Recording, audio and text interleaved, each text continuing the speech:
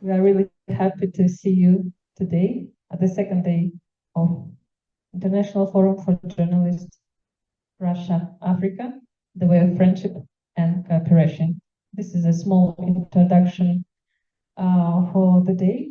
So today we start with two masterclasses from our colleagues, and after that we have a coffee break, and then we're going to have lunch at the same place we had it yesterday. And then we return here by buses as before, and we have a discussion. And at the end of the day, there will be a certificate awarding ceremony.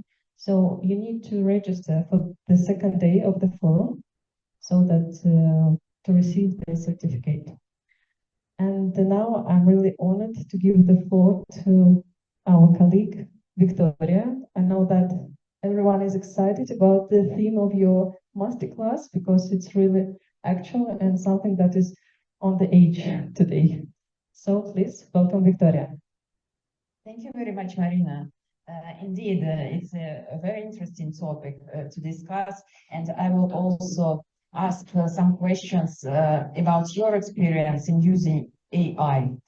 But first of all, I would like to announce that after my lecture, we will have an opportunity to move with our colleagues from African countries to move to our office of Sputnik here in Addis.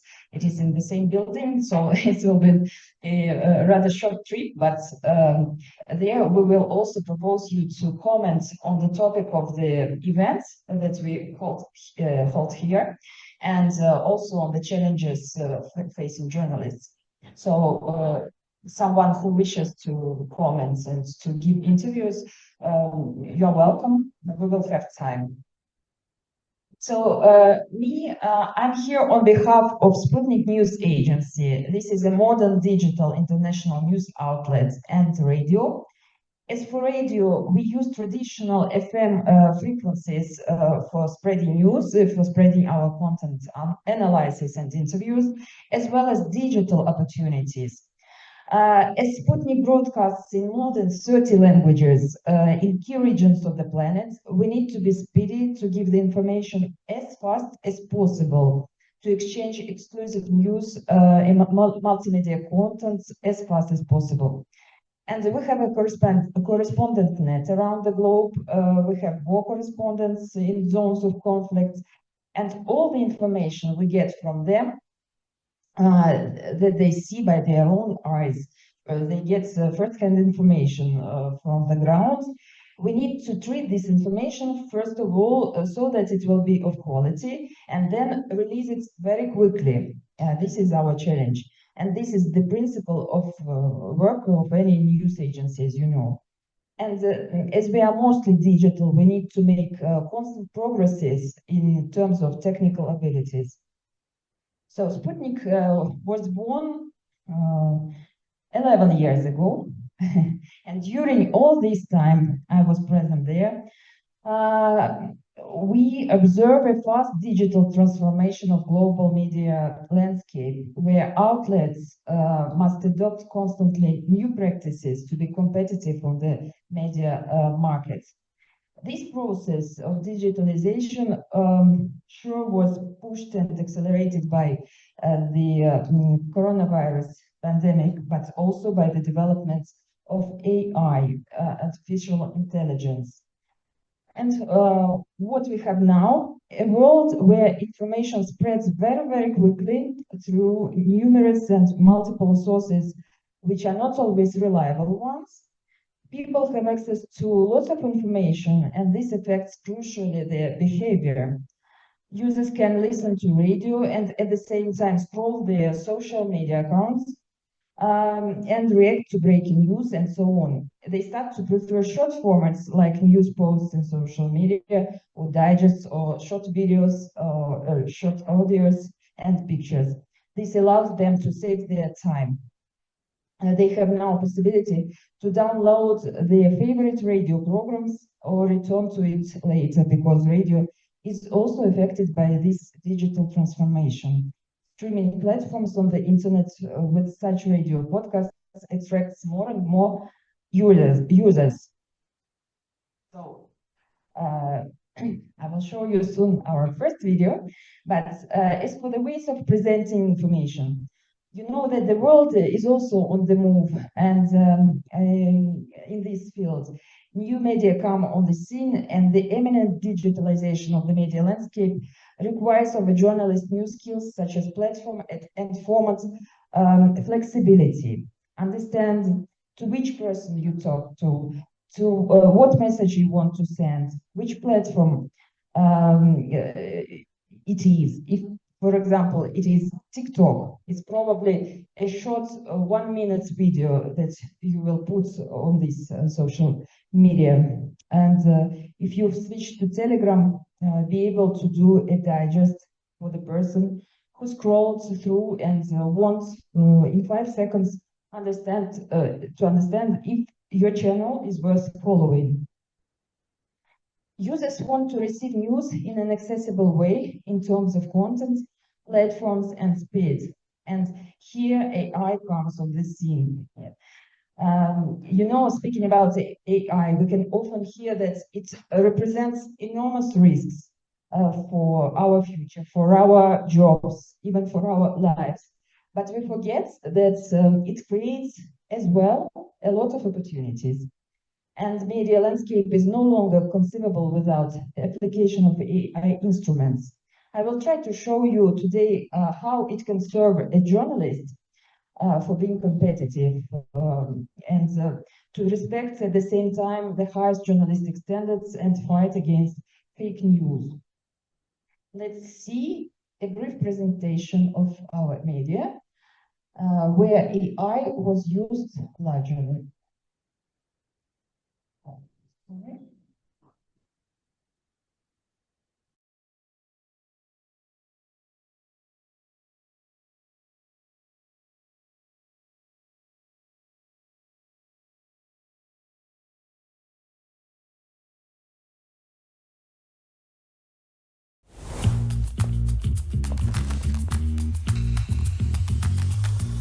Sputnik is a global multimedia news and radio broadcaster. We operate in over 30 languages worldwide. With 25 multifunctional hubs, we employ numerous local journalists. Our extensive network of correspondents spans the entire globe. This allows us to swiftly deliver exclusive reports, breaking news, and unique footage straight from the scene, all presented by our virtual hosts without breaks or days off. Sputnik provides fast, accurate, and up-to-the-minute coverage. This is why our content attracts around 20 million views daily. Our global radio audience exceeds 210 million listeners. Sputnik broadcasts in English, French, Arabic, Spanish, Portuguese, Turkish, Persian, and Serbian.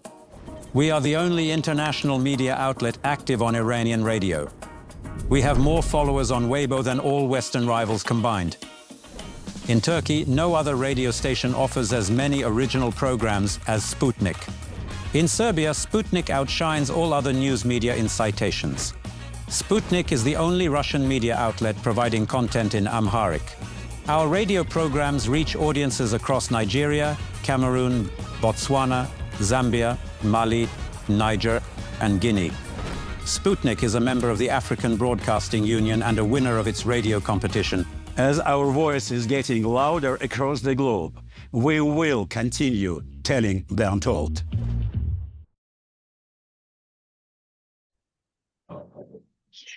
You can see Sputnik's Director General, Dmitry Kiselov, speaking about our media. And what is interesting here is that I want to draw your attention to this fact, is that his English pronunciation is entirely generated by AI. This is his real voice, but the translation and voice-over by his real voice is made with the help of AI. I'll show you later a similar example of AI application for local African.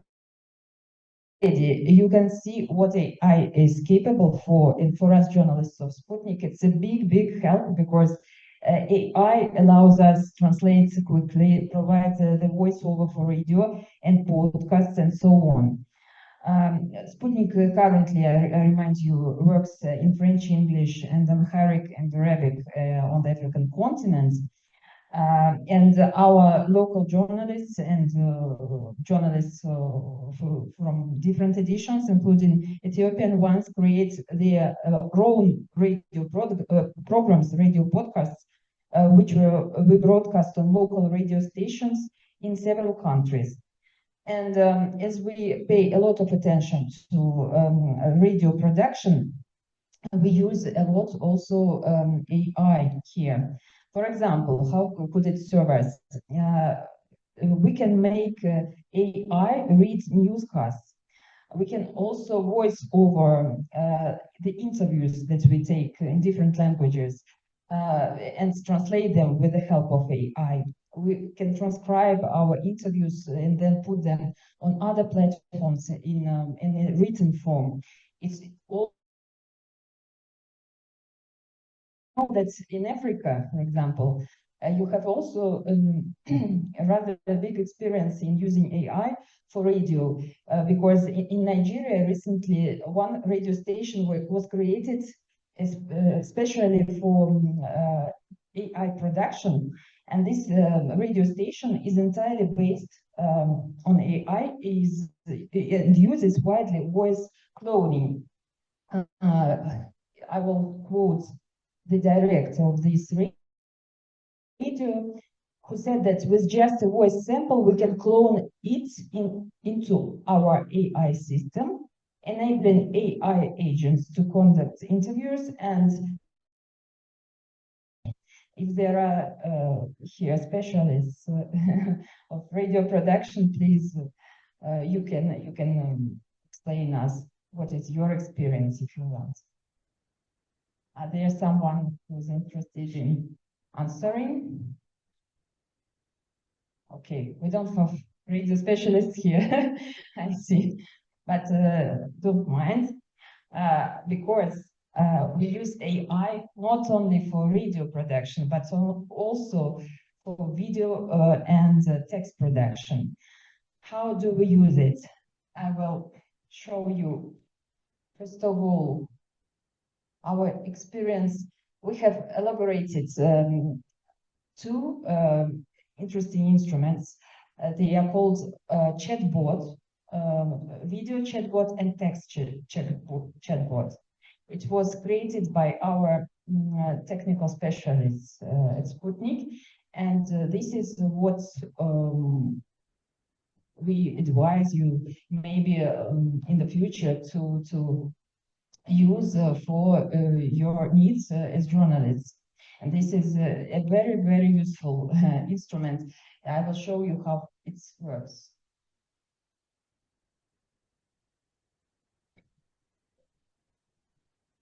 So, for example, this instrument, you can see that it is used in Telegram.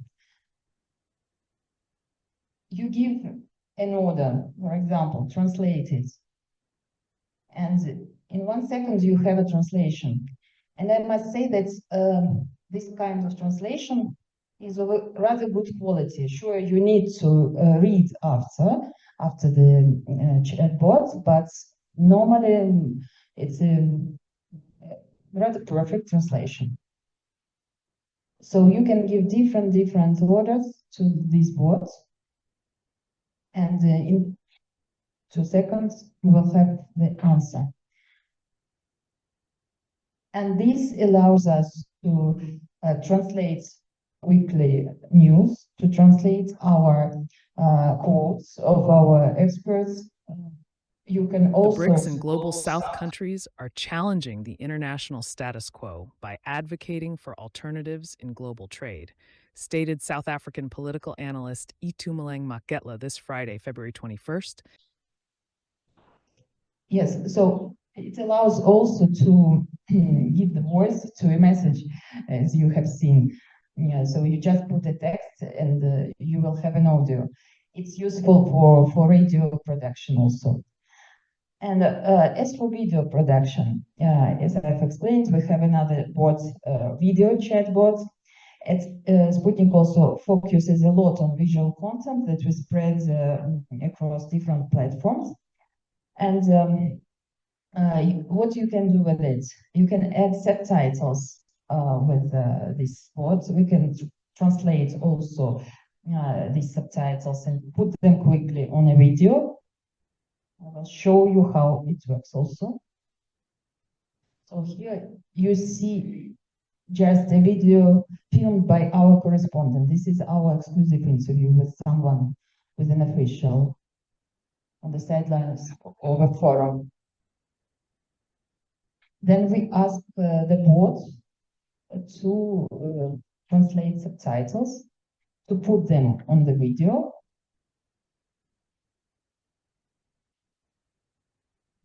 You can see how it becomes possible. My future outlook for Russia-Africa relations, I see a potentiality of increased trade and investment, but also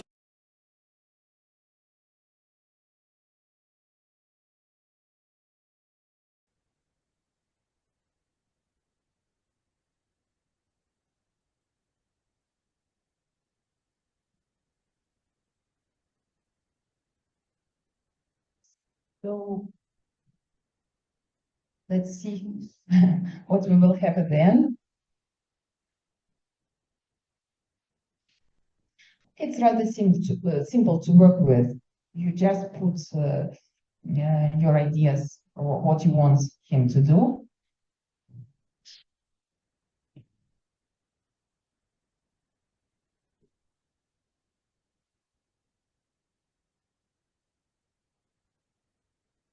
I hope you see well the screen. Yes. Here also we put our logo.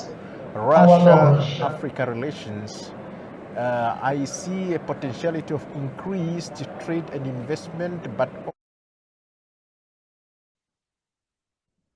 so, as I've explained, we have 4 languages for the African audience.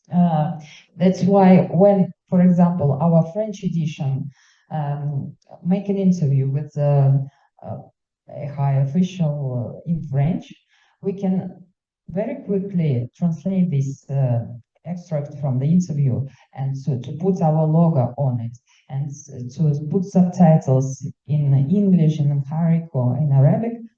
And this allows us to publish our content, exclusive content, as fast as possible. So we move forward. One more thing we are proud of, and it was also created at our agency, but the tool is not ours. Just we have our virtual presenters. They speak 12 languages and look like humans. Their appearance is quite indistinguishable from real people. And have a look, please.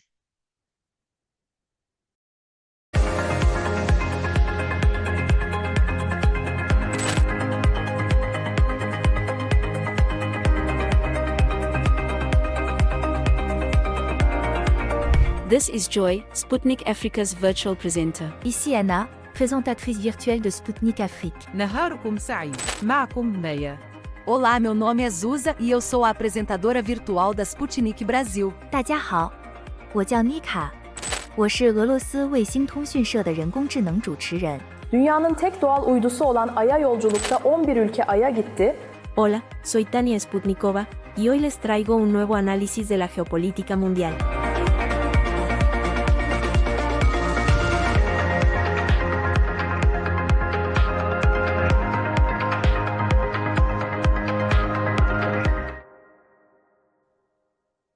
So they're like real journalists, and they can speak on different topics, and they are not afraid to speak on it. Yes, please. Do they conduct interviews? Actually, no. But I will explain you the process of creation of this kind of content right now. For now, no, they can't. But in the future, yes, sure. But you can already, for example, write your questions, and you can make AI ask these questions. For example, if you take an interview on Zoom or like this, not face to face, you see. Okay, our virtual presenters.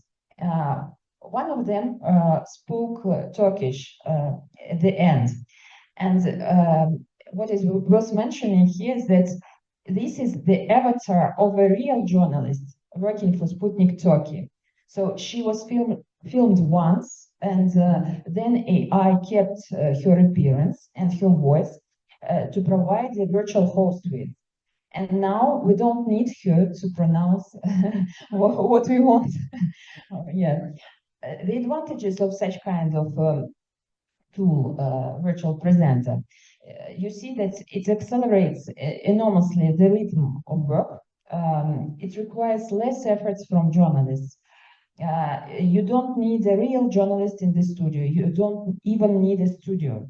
Your host is never ill or on vacation and is always ready to work. This is the most important point, I think. But there are also disadvantages. Artificial avatars are not perfect and require improvement to look and move more like humans. And Western developed programs also have a problem because their mechanism censors some topics, and we've already experienced it. For example, when we would like to create a video about Ukrainian conflict, there are some taboo words that we can't use with using these kinds of tools, Western tools.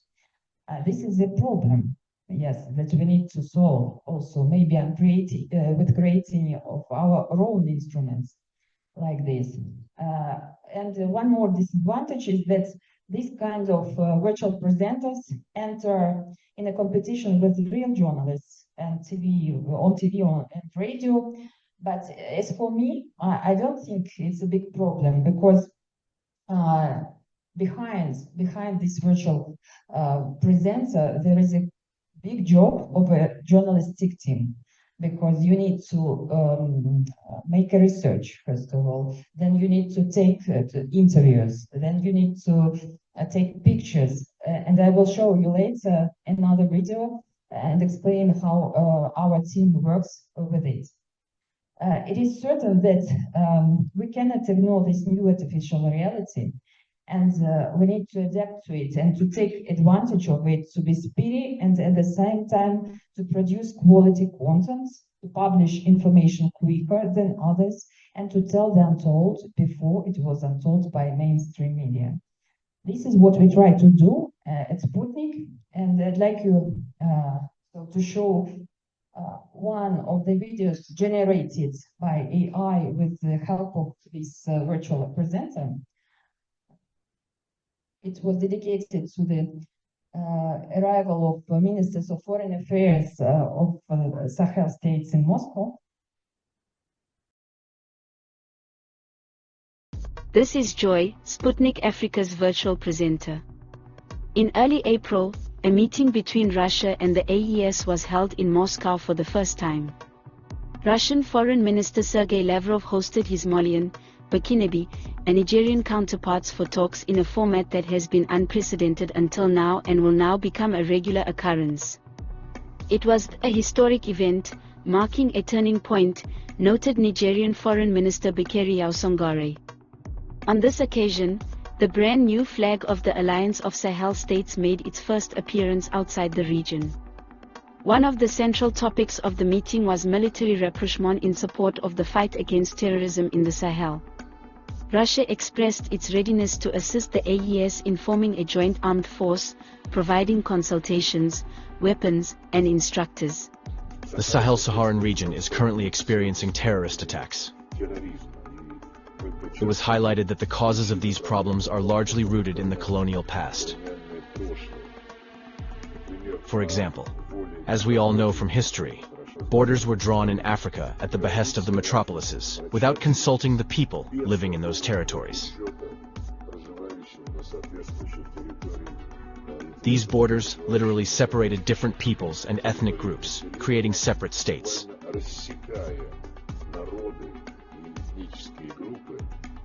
This legacy continues to have negative consequences today. Certain actors from outside the Sahel continue to attempt to destabilize the region. In addition to the former colonizers, a new actor has emerged, the Kiev regime. With the full support of its Western backers, Ukraine openly supports terrorist groups in this part of Africa.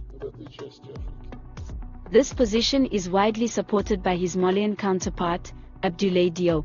We consider Ukraine a terrorist state because Ukraine has openly expressed support for terrorist groups in the Sahel, particularly in Mali.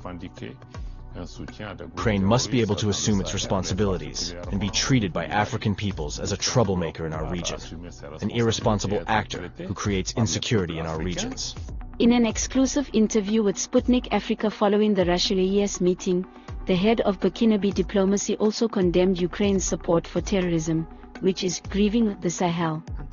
As a Sahelian country that is a victim of terrorism, we cannot trust Kiev. And I believe my colleague from Mali is absolutely right. When Ukraine publicly declares its support for terrorism in northern Mali, I don't see how Burkina Faso can support such a country, because a serious state cannot afford to make such statements. Terrorism brings grief to the populations of the Sahel. Terrorism has caused thousands of deaths in Burkina Faso, Mali, and Niger. And to see a country that claims to be a civilized nation support such a stance for us is condemnable. This move toward rapprochement between the AES and Russia has found support in the streets of Niamey, where citizens speak of a struggle for sovereignty. When we observe Russia's sincerity and determination to support the AES, it is the model of partnership we need on the true path to development. For Pan-Africanist Abdul Sowadogo, the visit of the AES foreign ministers to Russia symbolizes the materialization of African unity. We are witnessing a form of collaboration, of solidarity between African peoples, between peoples who share the same realities, the same visions, who share the same history and have been unjustly separated by the unjust and barbaric border drawings established by the Berlin Conference. Since we suffered the barbaric and inhumane terrorist attacks financed by Western imperialism, Russia has been one of the few partners that has agreed to provide us with certain equipment, resources, to defend our country. It's during the toughest times that we learn to know our true friends. Let's focus on rapprochement and see you soon. Stay tuned. So what do you think of Joy? She looks like a human. Yeah. And but you can notice that it's not a real journalist, or what do you think? You've been thinking about it, yeah. But if you're casually watching, you may not even realize. Yeah, you may not pay attention to it. Yeah. Yeah. But actually, so this report was taken from the Ministry of Foreign Affairs. I mean, our correspondents went there. They filmed the conference, and then they interviewed these ministers of Mali and Burkina Faso. And then, so we translated it from French to English. We made this film, this short video, and we make Joy speak about it, speak on this topic, and explain the subject. What was also done by the team, it was an interview with an expert. You saw him. He spoke for a radio, for our radio podcasts, but you saw we also managed to translate it quickly and to put it in our video. And the final video that you saw, I think it's rather good. You have a full impression of this meeting, about what analysts, experts think of it, and so on. So I think these kind of virtual presenters help us a lot and make our content more diversified. And so you could see Joy's voice is generated by AI.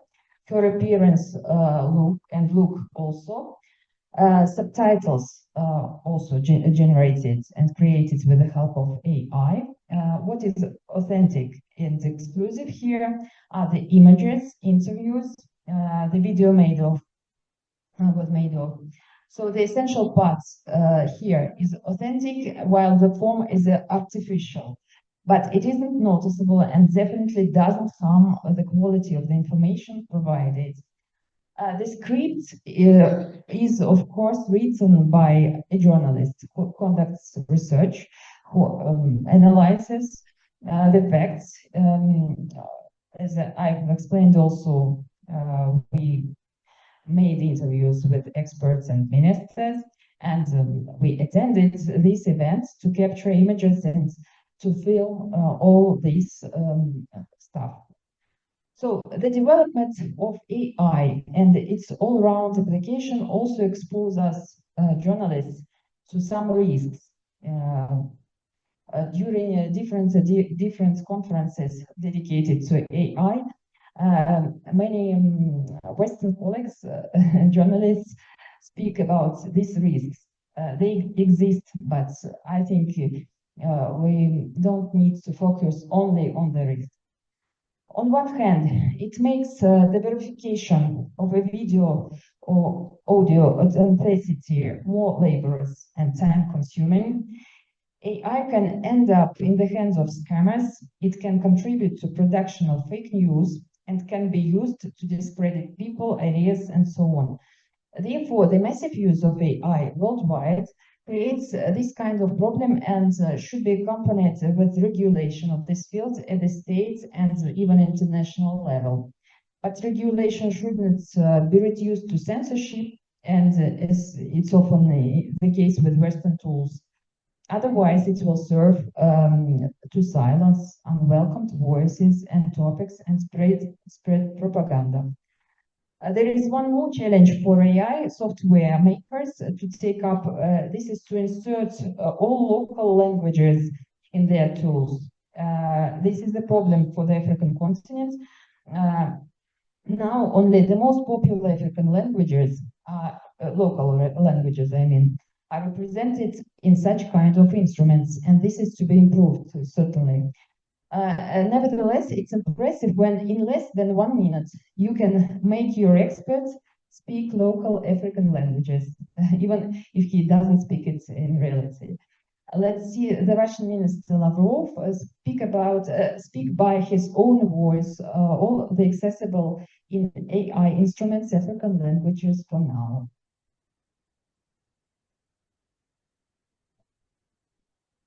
I have a question on the characters, so maybe when you get practice.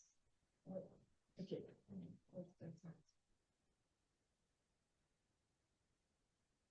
We see Africa as a distinctive, dynamically developing continent, a continent of the future.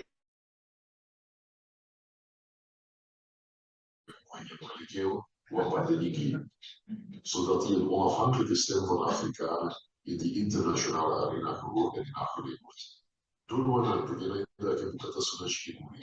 Bani shi na Afrika da وأن يكون مضروبون دروشش إنهم يحققون نجاحا كبيرا في مجال الاقتصاد. As relações russo-africanas foram verificadas com o tempo. Notre pays a toujours soutenu sincèrement les Africains dans leur lutte pour la libération du joug colonial.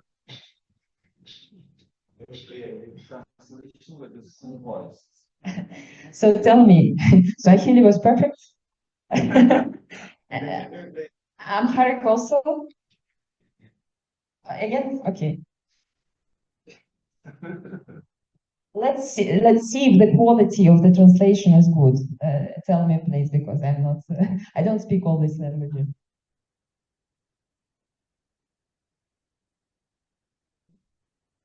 We see Africa as a distinctive, dynamically developing continent, a continent of the future. Tunashikamana na kuimarisha nafasi za Afrika katika muundo wa wenye mwelekeo wa pande nyingi, zodat hij een onafhankelijke stem van Afrikanen in die internationale arena gehoord en in acht genomen wordt. Doorwana tukilenga kukata suna shikimuri. Bani shi na Afrika da وأن يكون مضروبون دروشش إنهم يحققون نجاحا كبيرا في مجال الاقتصاد. As relações russo-africanas foram verificadas com o tempo. Notre pays a toujours soutenu sincèrement les Africains dans leur lutte pour la libération du joug colonial. I have not found Amharic. I don't know why, but normally Amharic already enter in the in such kind of tools, AI tools. But maybe that one that we used, there was no an Amharic version of translation. But you saw it's rather interesting, and you can make your expert speak different languages even if he doesn't speak it at all. My suggestion would be, I think.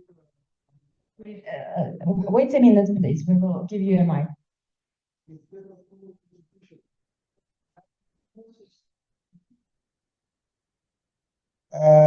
Seble mentioned it yesterday.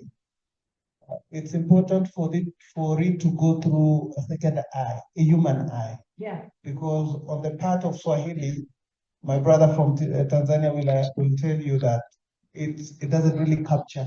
Really? Yes. Yes, especially talking about the new world order.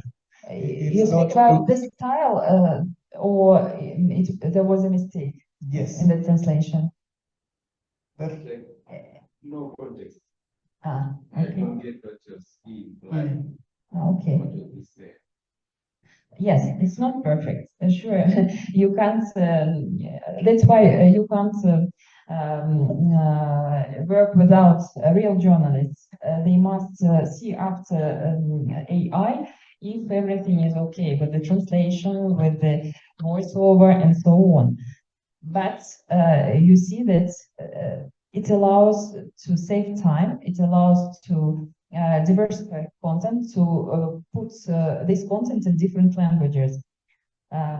That's why I'm optimistic about the future of our profession, because sometimes when we speak about AI, the use of AI, we are afraid that journalists will lose their jobs. But no, if you adopt new skills, if you develop it, technical skills, I mean, it's very not difficult a lot to use these kinds of instruments.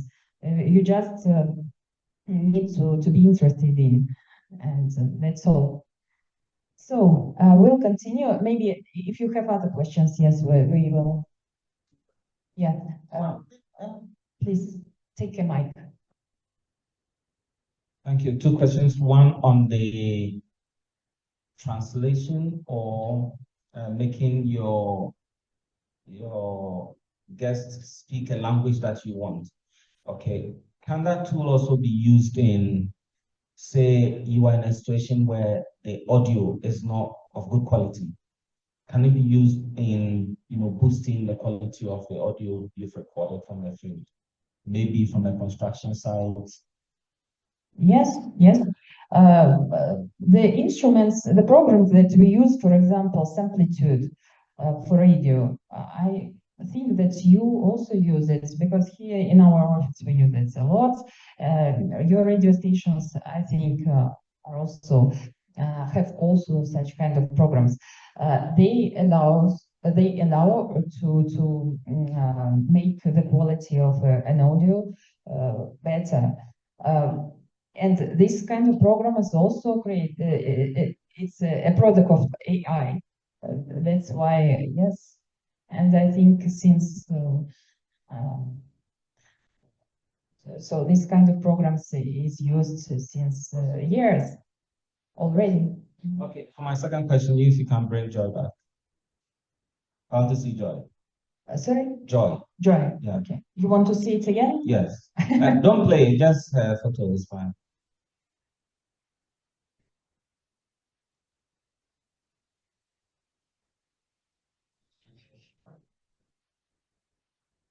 Sorry?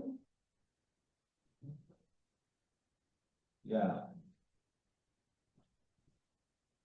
This is Joy, Sputnik Africa's virtual presenter. This is Joy, Sputnik. So, for instance, depending on where you're broadcasting, the costume may not be appropriate for the audience, or you want a different. Can you change depending on which bulletin and all of Sputnik Africa's virtual. Can you change her dress between different bulletins? Yes, we can. We can. Okay.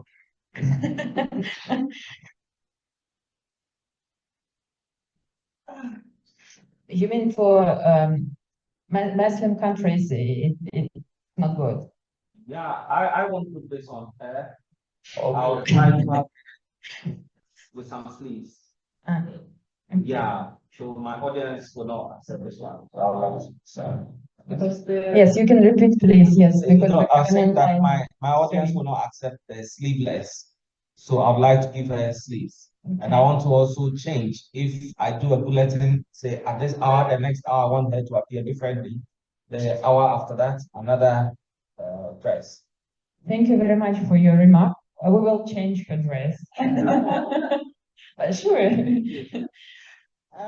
Mine is sort of adding to what he's asking. I wanted to ask, since AI is auto-generated most of the times, can, as newsrooms, have access to the operating mechanism and change it to suit our own logos, our own CIDs, like corporate identities, instead of just adding the logo there, Sputnik, adding the picture of joy, adding the scripts and the voiceovers? Can we have the operating mechanism where we can edit? For example, if I want to add breaking news, like let's say Pope dies today, can I change the edit the script on a virtual live set? Yes, yes.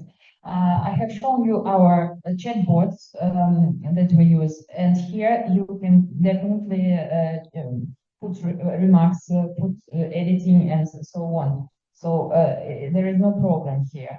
You can also correct, edit your texts or subtitles or something.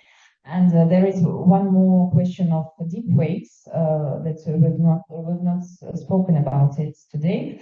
We don't deal with, but it is used a lot for making fake news and fake identities. We also must find solutions how to distinguish, how to recognize such kinds of deep fakes. But it also can be used for good purposes. When you announce that this is just a video like viral or just for fun, and you create it like this, and then you announce that it was created with deepfake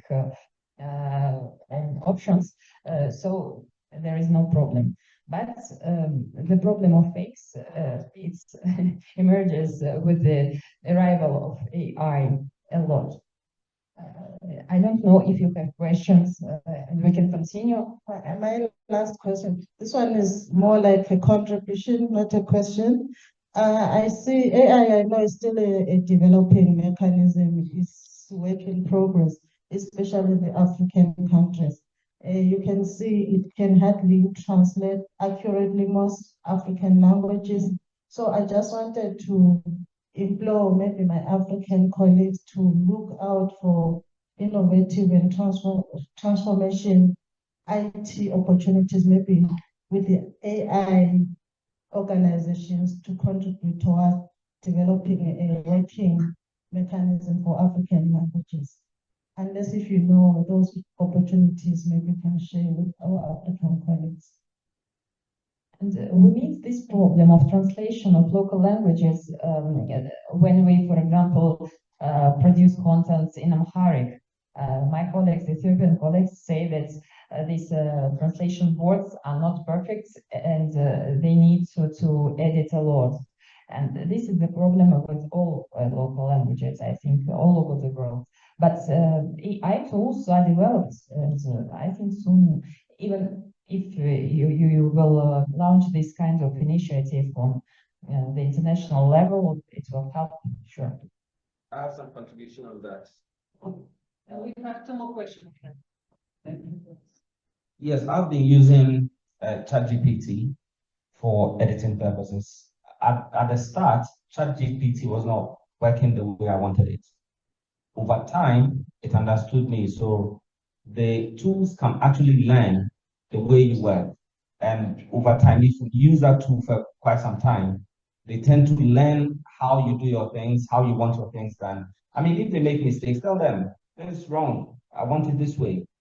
And or respond. And so they are trained, actually.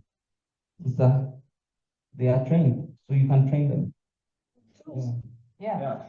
But the problem with GPT, in my opinion, is that it collects the information, mainstream information mostly.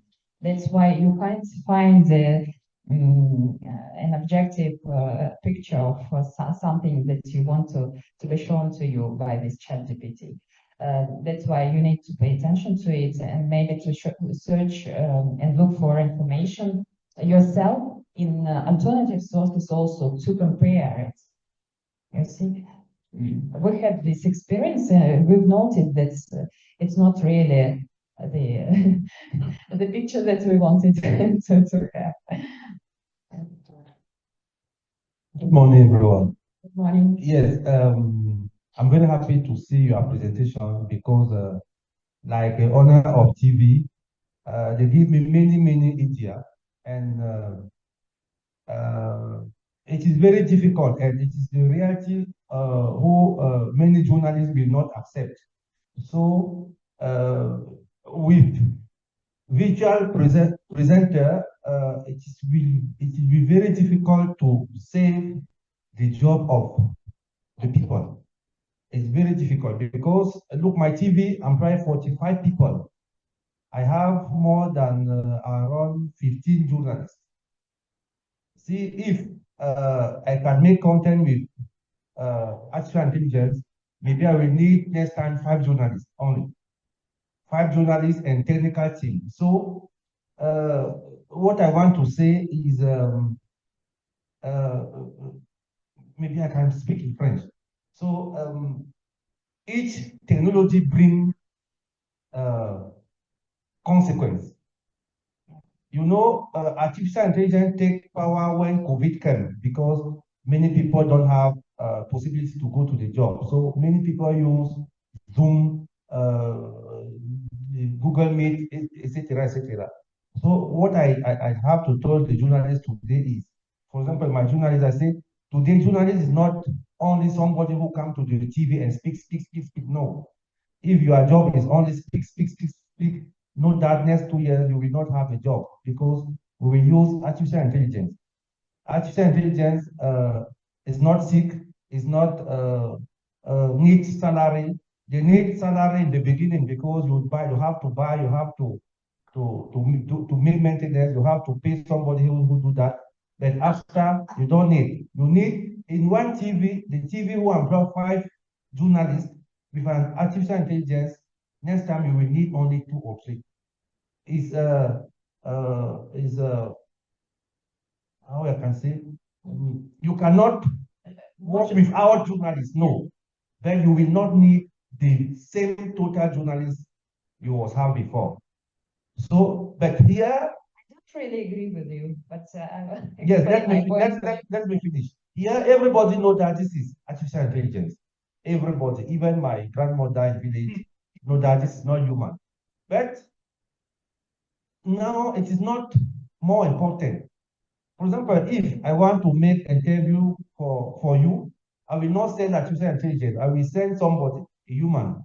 But after, when I want to create content, to make translation, to send in each country, so I will use artificial intelligence. So that's why I'm saying journalists will be affected with artificial intelligence. Ce que je veux dire, c'est que quel que soit ce qu'on fait, l'intelligence artificielle va remplacer les journalistes. I will take another example. I have my online media, RichAfrique.info. Before, I have 7 journalists inside who have to write content. But today, I have only 4 because that 4, some use Grok, another use ChatGPT or Claude to make some research, to arrange and to make content. So automatically, the journalist today is not somebody who will come to the TV, speak. The journalist today is somebody who have to bring the add value to the TV if you want to keep your job. If not, next 2, 3, 5 years, you will not have a job. This is what I wanted to add. Thank you. Thank you. Yes, I understand what you mean, but just I'd like to draw your attention that all programs that you use on your TV, that we use on radio and so on, it is also the creation of artificial intelligence. So this is artificial intelligence, and it helps us to work, and it helps our journalists to produce good content. It doesn't mean that now we don't need journalists. It just helps us to create good quality content, and that's all. As for virtual presenters, you must not be afraid, because as I've explained, behind this virtual presenters video, there is a great job of a journalistic team, of real journalists, because we still need to make research, we still need to take interviews, and we will need it in the future. Maybe we will have artificial robots and journalists who will go to the ministry to interview ministers, but I don't think that it will happen soon. Anyway, I think that it helps, and it helps more than it harms. You see. TV will not need the same quantity of journalists like if Yes. don't need But why? If you have the same quantity of journalists, you can produce more content using AI, and this is also good for your TV.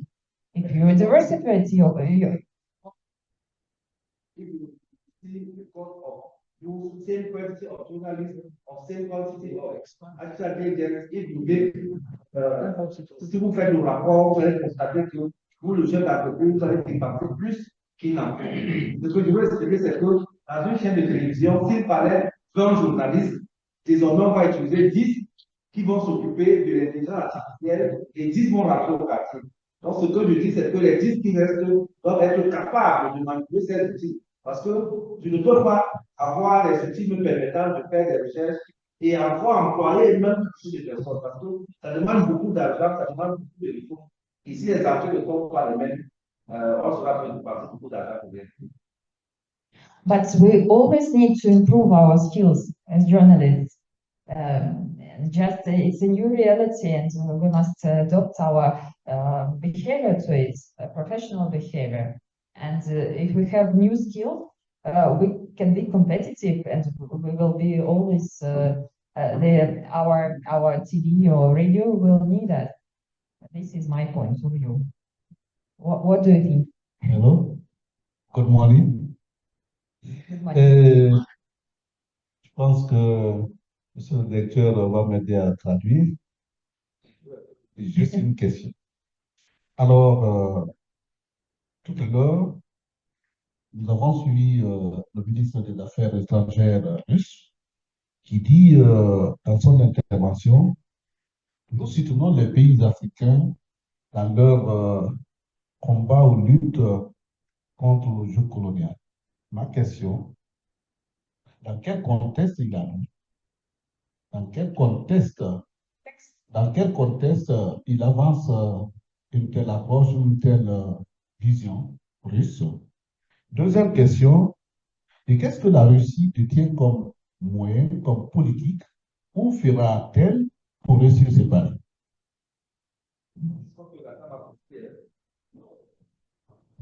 His question is the Ministry of Foreign Affairs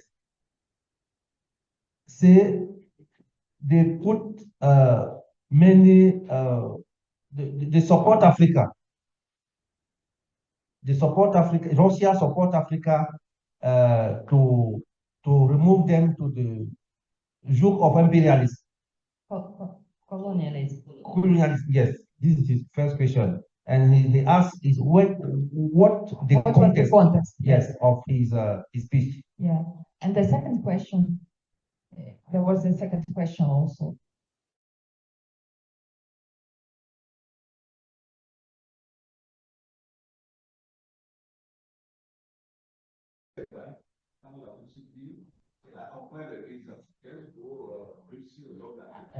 I've understood. Yes, I will answer. Yes, so the video was dedicated to this meeting between all four ministers of foreign affairs. And you saw three ministers of foreign affairs of African countries, Sahel, and our minister, Russian minister.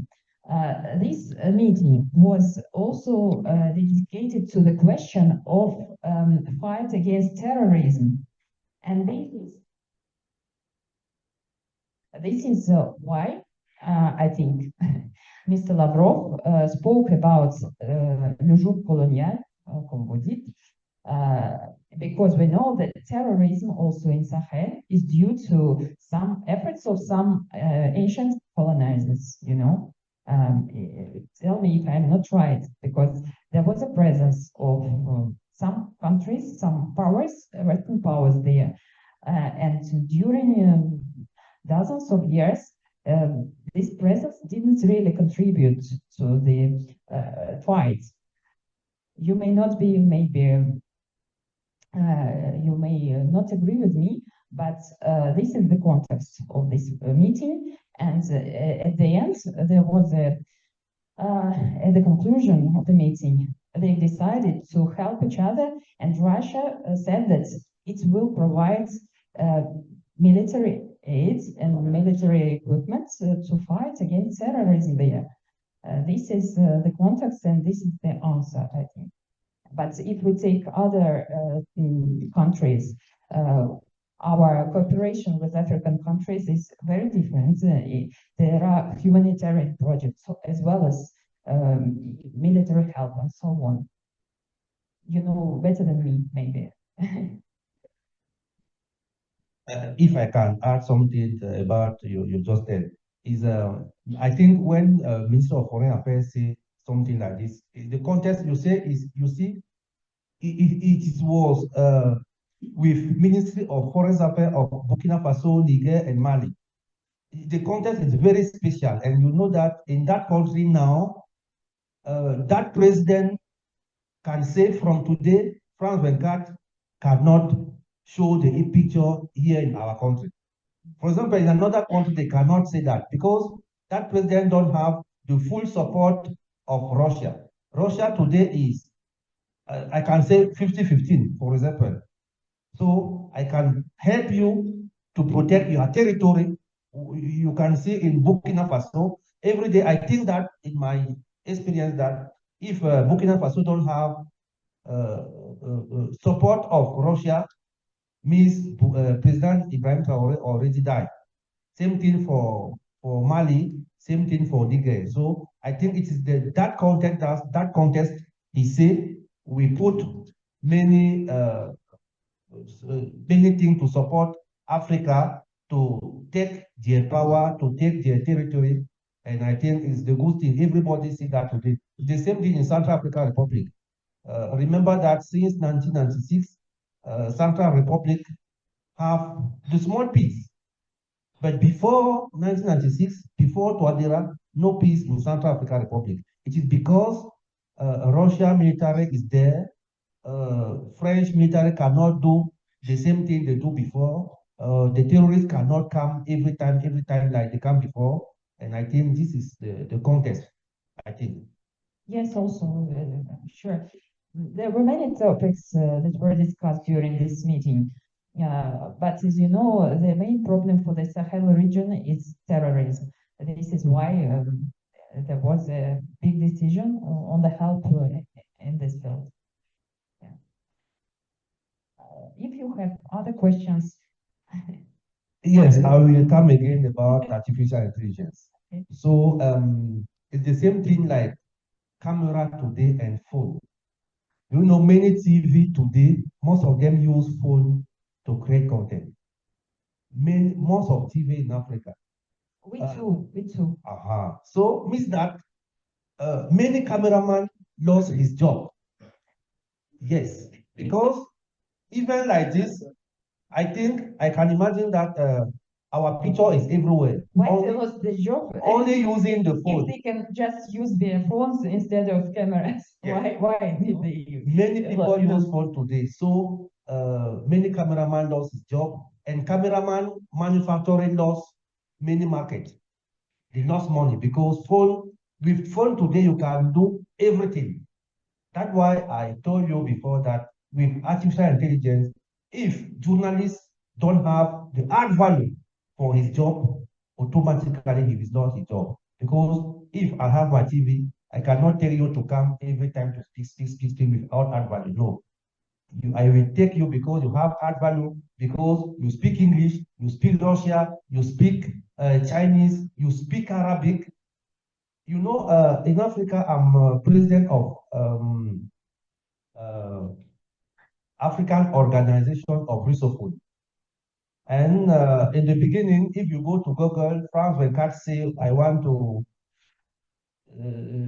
to bring Africa to forget French to Russia. I want to bring African people to forget English for Russia. No, this is not my target. My target is to bring each Africa to speak 2, 3, 4, 5 languages.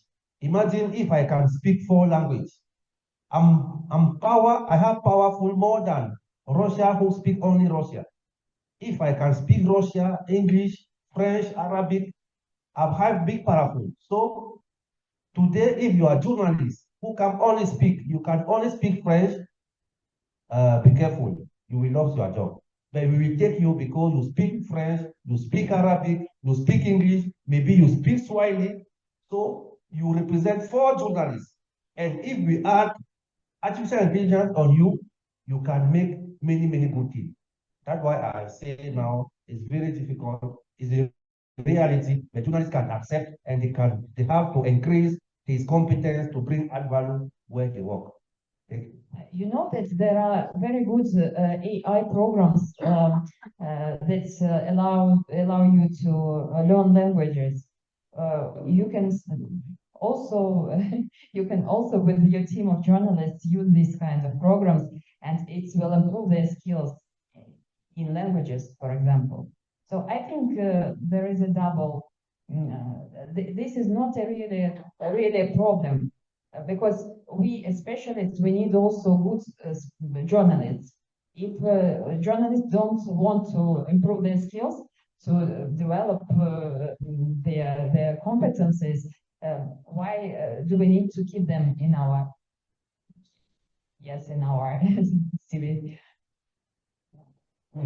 Je voudrais juste me compléter, puisqu'on parle de l'intelligence artificielle. Et nous, progressivement, dans ces métiers, on a démarré avec les nouvelles technologies de l'information et de la communication. Je vous donne un exemple. Nous, dans notre pays, en Guinée, la RPG, c'est un média public, donc national. Il y a la radio, il y a la télé, il y a le site d'information. Donc, à l'intérieur, il y a les journalistes politiques qui évoluent dans les 2 rédactions radio-télé. Il y a les programmes, il y a les langues nationales, c'est les langues locales, pour relayer les informations véhiculées dans les éditions d'informations d'ordre politique. Mais qu'est-ce qui est arrivé? Lorsque l'administration avait annoncé la formation des journalistes en GRI, journalistes, reporters d'images, toi, journaliste, désormais, tu ne parles plus avec un technicien de la radio, pas un technicien, un caméraman. Tu filmes, tu écris ton papier, tu montres, tu l'envoies en diffuse. Donc, ça réduit la chaîne de travailleurs. Alors, aujourd'hui, dans notre média, le service technique radio est fermé. Ça a créé une petite grève qu'on a gérée à l'intérieur. Alors, quel est le défi aujourd'hui pour toute la chaîne des médias? C'est de savoir se transformer à l'intérieur de ce métier. Vous avez raison. Vous avez raison. Les caméramans, à un moment, n'auront plus de place. Nous, progressivement, on veut les envoyer à être au studio pour les grandes productions d'émissions. Alors, qu'est-ce qu'ils doivent faire? C'est de se former. Toi, caméraman, tu n'es plus pour venir prendre l'image, mais il faut savoir écrire, il faut savoir monter, Les monteurs aussi, il y a une petite grève chez nous, ils vont disparaître. Parce qu'ils ne peuvent plus monter parce que les journalistes montent eux-mêmes. Donc, il y a problème. Donc, les nouvelles technologies de l'information, vers de l'intelligence artificielle, on nous dira que c'est un ensemble d'outils pour appuyer l'exercice de tes métiers, mais les conséquences aussi sont à gérer. Donc, je le complète juste. C'est pour dire qu'aujourd'hui, progressivement, avec l'évolution, et un autre facteur, on nous dit aussi, même la vidéo qu'on a vue, la féminisation du métier. Chez nous, les grandes vedettes aujourd'hui, ce sont des femmes. Elles viennent parfois, elles ne passent pas par des reportages directement à la présentation. Elles sont belles, elles ont le verbe parfois facile. On les envoie à l'antenne parce qu'on veut attirer les téléspectateurs. Donc, voilà ce que je pouvais dire. C'est de savoir vraiment se transformer à l'intérieur. Même nous, journalistes, nous sommes menacés. C'est arrivé à un niveau, c'est ce que vous avez dit. C'est pourquoi sur les réseaux sociaux, beaucoup parlent aujourd'hui au nom des journalistes. Il n'y a plus ce principe de coupe d'information. Qui a la première information? Il est de passage, il voit un accident. Avant l'arrivée des journalistes, il l'envoie sur les réseaux sociaux. Donc voilà ce que je pouvais dire. Je ne sais pas si vous pouvez traduire. Moi, je suis tout à fait d'accord. Sans ça, c'est ce que j'ai voulu aussi avancer, qu'il faut se transformer, il faut avoir plus de compétences et acquérir plus de compétences surtout.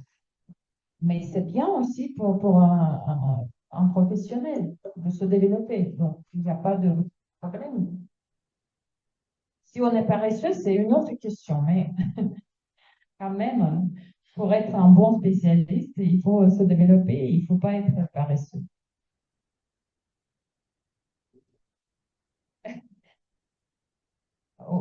So we have discussed a little bit in French the same question, and we have agreed that we need to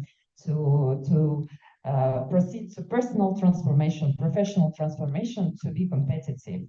Yeah, this is the task for us as journalists and professional journalists. I think we have not much time left. If there are some other questions, we can discuss, or otherwise I will continue with my presentation. Okay.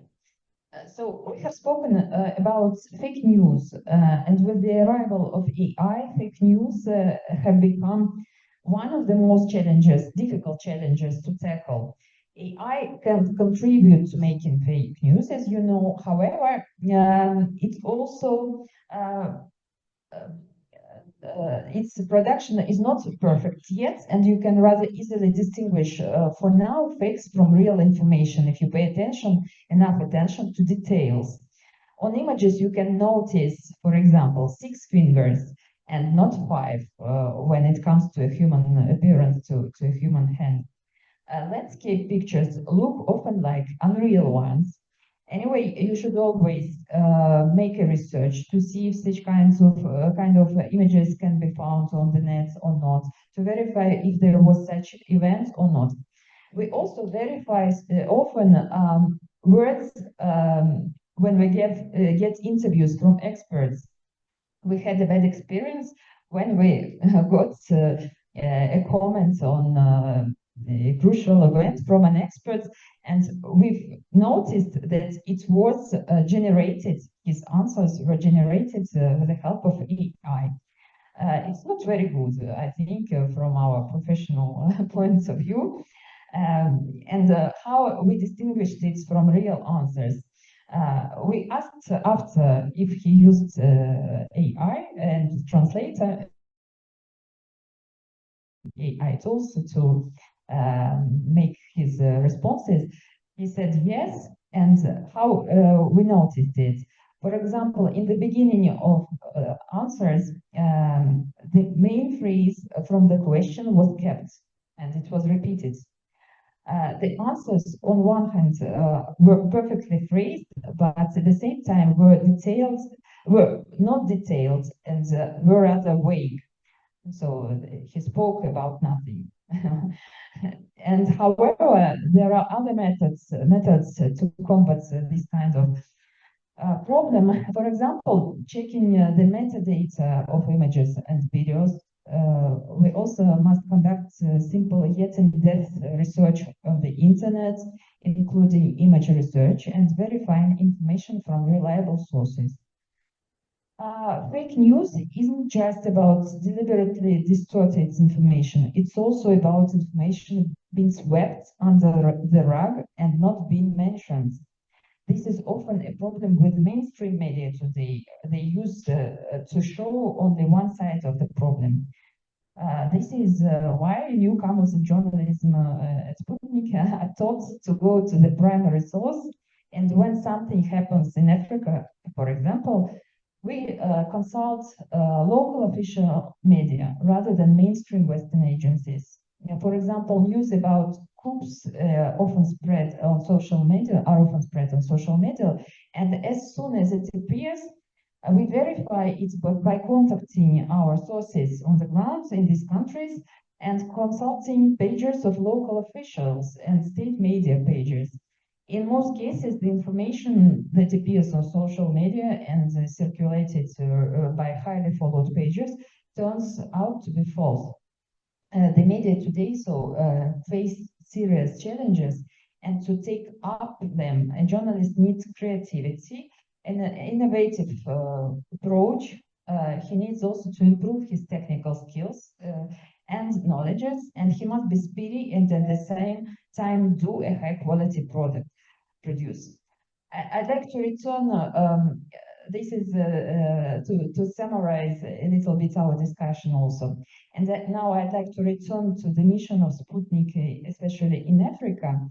Our goal is to provide the audience with balanced information and give a floor to representatives of Global South who are not often of interest of mainstream media. We also provide with an alternative point of view when there is a need to show another side of a story to counter propaganda. And when Western media claim, and it happens often, not only Western media, but also Western institutions like Commission of External Affairs of the European Union, NATO, and so on, they make reports, they mention us, and when they claim that Russia, through its media, especially Sputnik, RT, tries to manipulate opinions on the continent, it proves for us that we are succeeding in balancing mainstream narratives. And to be not, I will just give some quotes that we found in mainstream media about us. For example, in Cyber News wrote, Russian information offensive has been highly successful, first and foremost in the digital arena, where Russia has been at the forefront. This is largely thanks to online media such as Sputnik and RT. And New York Times also wrote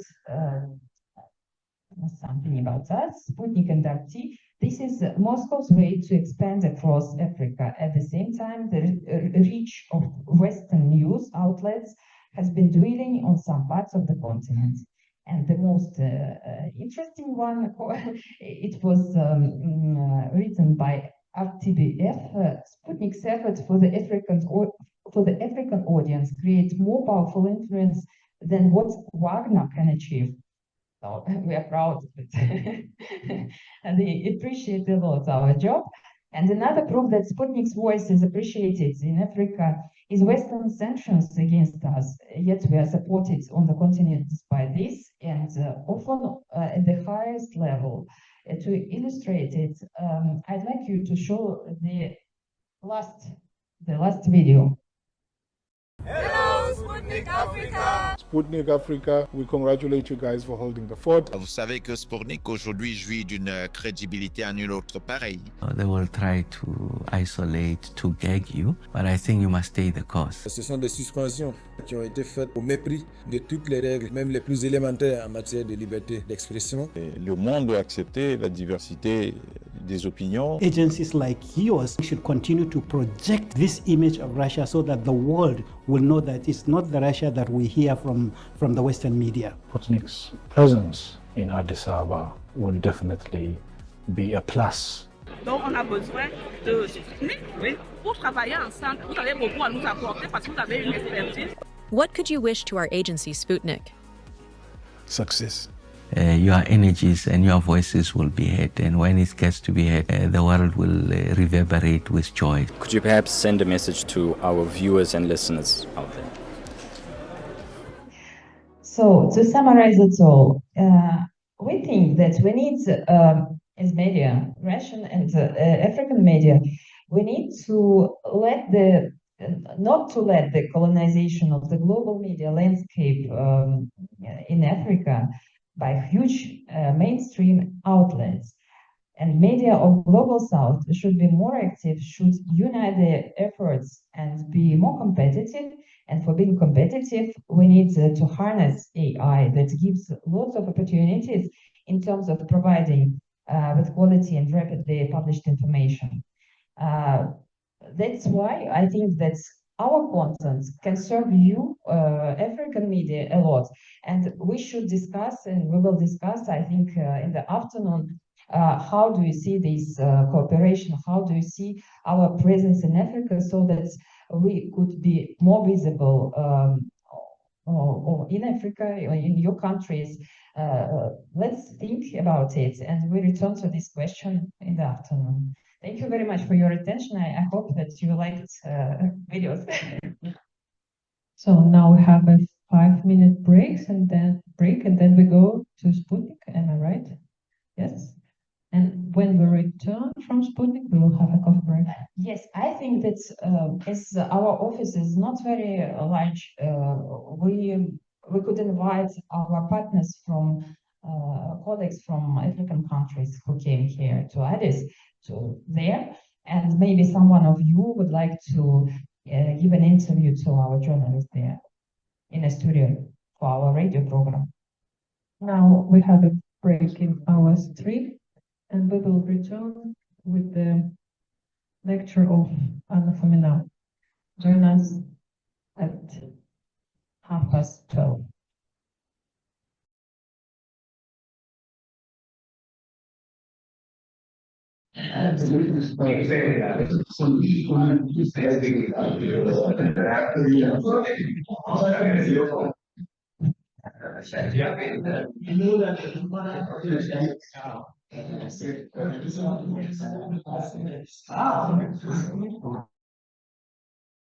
Closer, we will have the next session in a few minutes.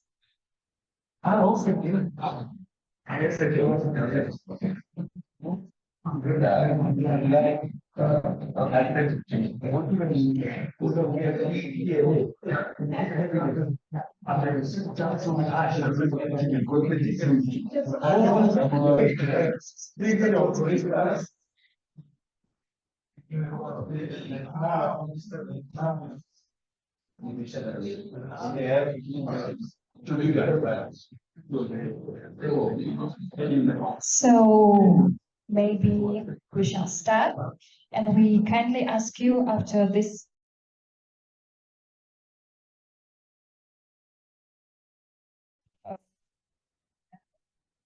we have different views there from all over the world. We have our correspondents in dozens of countries who provide us with information from the first hand about what's happening in Europe, Asia, Latin America, Africa as well, and in Russia.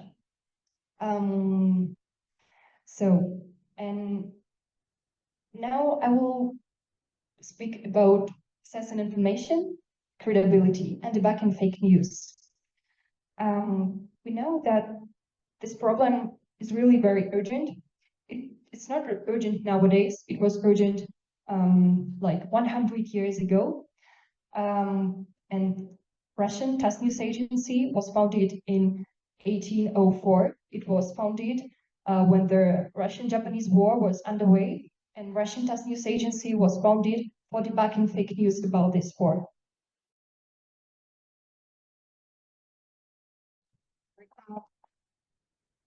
So, there are different types of information distortion. We will use this classification for our further discussion. There is misinformation when false content shared without harmful intent and unintentional. There is disinformation, false content created or shared with the intent to deceive, intentional.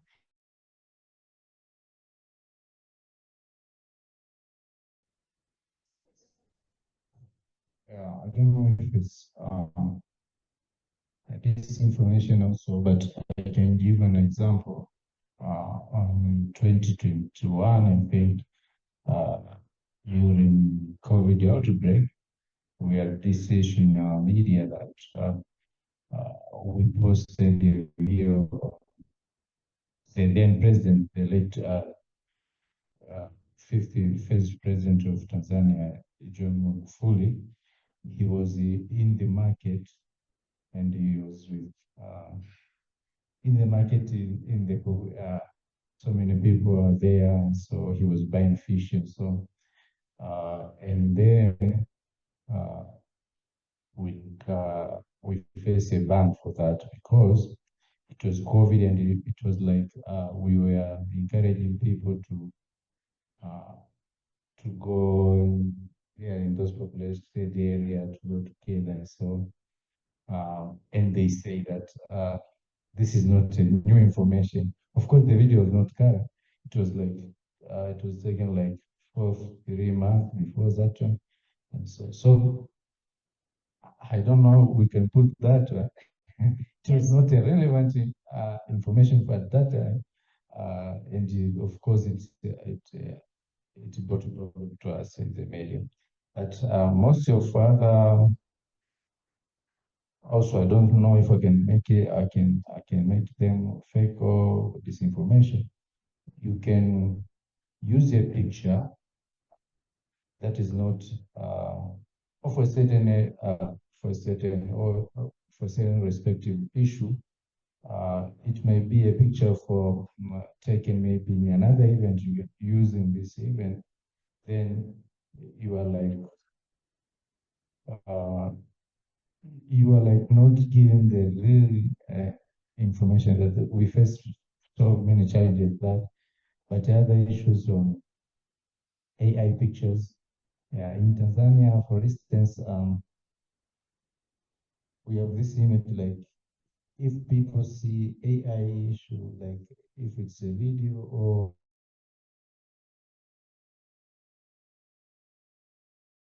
that means it's a fake news. Most likely. So you're using AI, so this is the fake. Most even government agencies, they use that. They write in social media, this is fake, and so on. So I can say maybe that is the child also. Yeah. So thank you for examples. They are definitely relevant because I wanted to speak later about the topics that fake news are very often devoted to, and health and medicine are one of the most popular. We have to work with them as well. And as for the pictures, I will also have some examples about how we can check this information, where this picture is new or not, and how we can prove where it was made. So if we have no questions, then we go further. And I would speak a little bit more about the role of Task News Agency in working with fake news, and give you some examples about different fact-checking agencies that we have nowadays, and new fact-checking agencies that we work with. Today, there are hundreds of organizations around the world focused on fighting fake news, and 2 major international associations that unite many of them.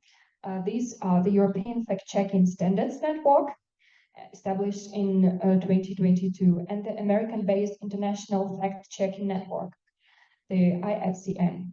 It was launched in 2015 and currently includes over 170 fact-checking organizations around the world.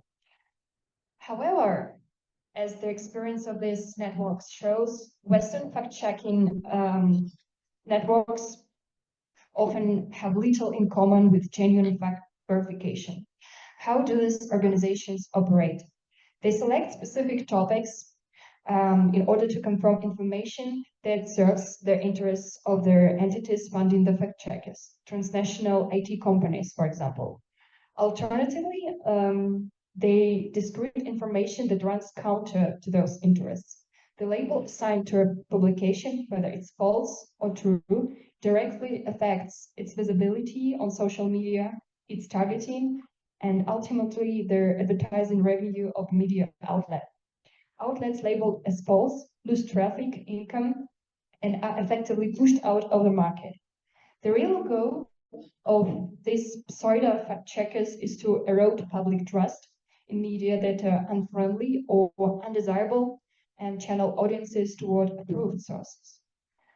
In this way, fact checking in the West is used as a tool of censorship against traditional media, and foreign journalists themselves openly acknowledge this. For instance, in 2022, in the German newspaper that's called Berliner Zeitung, was published a high-profile article in which the columnist Michael Endrick revealed the true objectives of Western fact-checking organizations.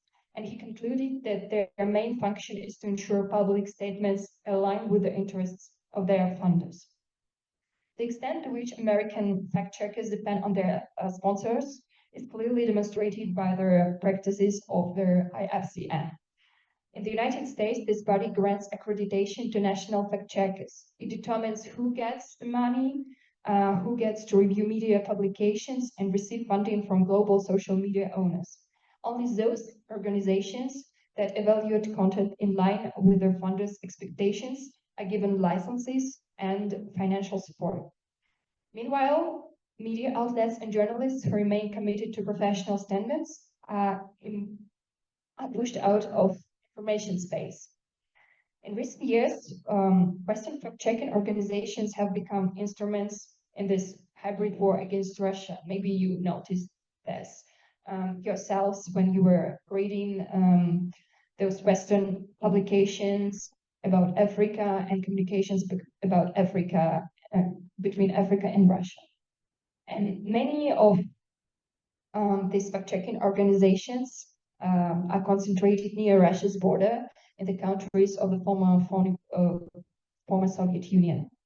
And these centers are actively involved in their information confrontation with Russia. And that's why this topic of fake news and fact-checking is urgent for Russia nowadays. And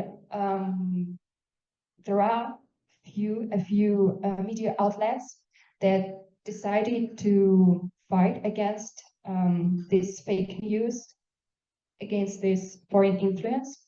And the first step towards such a union was taken 3 years ago, and it happened at TASS in October, no, 4 years ago. In October 2021, Russia's leading IT companies and media outlets signed a memorandum of fighting disinformation at our headquarters. And the signatories included TASS, the Dialogue Center, Yandex, this is like Google in Russia, Interfax, this is another news agency, Mail Group, and other newspapers. They joined forces to systematically combat disinformation. Despite that, so we also have our own rubric in TASS that proves information. I'm sorry that that's in Russian. We only have it nowadays in Russian, unfortunately, but maybe in the next few years we will translate it in English and French and other languages. But this is the rubric that a special team works on. They take a topic that's widespread on social media and they try to check whether it's true or not, and they publish short news pieces where they state whether the information is true or false. They usually talk to experts in the field. They talk to the representatives of ministries, and they try something themselves to decide whether it's true or false. So like this, for example, this is the topic of our last session about AI, whether the people will lose their jobs due to AI or not. And and our colleagues, they tried to define, will we lose our jobs or not? Yes, and this rubric is called verification of information. We have now, last year we had 78 original articles featuring expert commentary as part of our cooperation with different non-profit organizations. And additionally, TAS conducted 128 rapid fact checks based on open source for release on different platforms. As I said, we consult with experts from a wide range of fields: military analysts, doctors, economists, lawyers, educators, cybersecurity professionals, and psychologists. And we also request information from federal ministries and agencies. And the most common fakes, as we already mentioned, they concern health-related topics.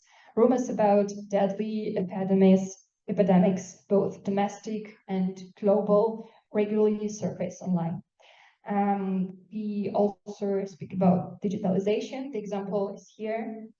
We speak about AI, and also about the daily life of Russians, about teachers, about doctors. There are different procedures that we have undertake to come to hospital, for example. Another popular fake topic on social media is shortages. Maybe you saw also in your media or in other international medias that from time to time there are topics about shortages and deficits. And it was when the operation in Ukraine started that we have deficit in Moscow. We lack some products because Western companies left our country. But in fact, we had everything we needed, and our correspondents, they just went to the magazines, they make videos to state that this is fake. So the same way we do in other countries where we have our correspondents. For example, there were unrests in Venezuela last year, and we have our correspondent there. And he also made videos to show our audience that there are no problems there. So, and in the next few days, everything will be very peaceful. As TAS, we also operate TAS News Academy, where we offer more than 100 training courses. And we also launched the International Association for Countering Disinformation. I think this information could be interesting for you because everyone can join this platform, not only the whole media outlets, but single journalists as well. The organization is built on principles of impartiality with support from artificial intelligence that we talked a lot about today. Unlike its Western counterparts, this association is open and transparent. The verification system is accessible to a broad range of media and even to individual journalists. To date, more than 30 foreign journalists and investigators from 30 countries have joined our global fact-checking network. This is our own network, very new, including representatives from Australia, Brazil, the Netherlands, Portugal, France, Spain, Nigeria, Pakistan, Indonesia, Singapore, and others. And they contribute to exposing disinformation and prepare rebuttal materials that are published in the media and on social networks with appropriate labeling. The platform has brought together experts in the field of disinformation exposure and fact-checking organizations from around the world. The website provides information on how to become a member of our global fact-checking network, and offers access to the code of responsible fact-checking that might be interesting to you as well. If you don't want to join the network, you can read the code and to try to adopt the norms of the code in your work. And a collection of rebuttals prepared by this network. The first major investigation published in the website concerns the activities of the media outlet Voice of America. In addition, the network expert Timothy Lee has published several rebuttals of false claims. The first debunks a fake story spread by Finnish journalists who falsely claimed that the US Secretary of Defense allegedly uses a Russian email address. Maybe you heard of that. maybe you read the story on American websites. So, and our experts tackle this problem, and they tried to clarify whether it's true or false. So we will be very glad if other journalists from other news outlets from African countries will join this network and maybe contribute and post their articles, rebuttal articles there. So,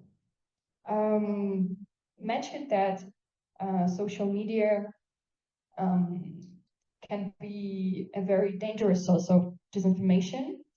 And for us in Russia, the most used, the commonly used social media are Telegram. We also use sometimes Facebook and Twitter, but they are banned in Russia, or there are problems with access.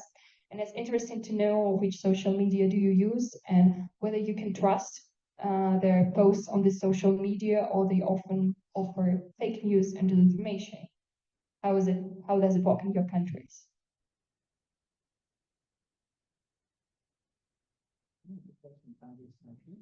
Yeah.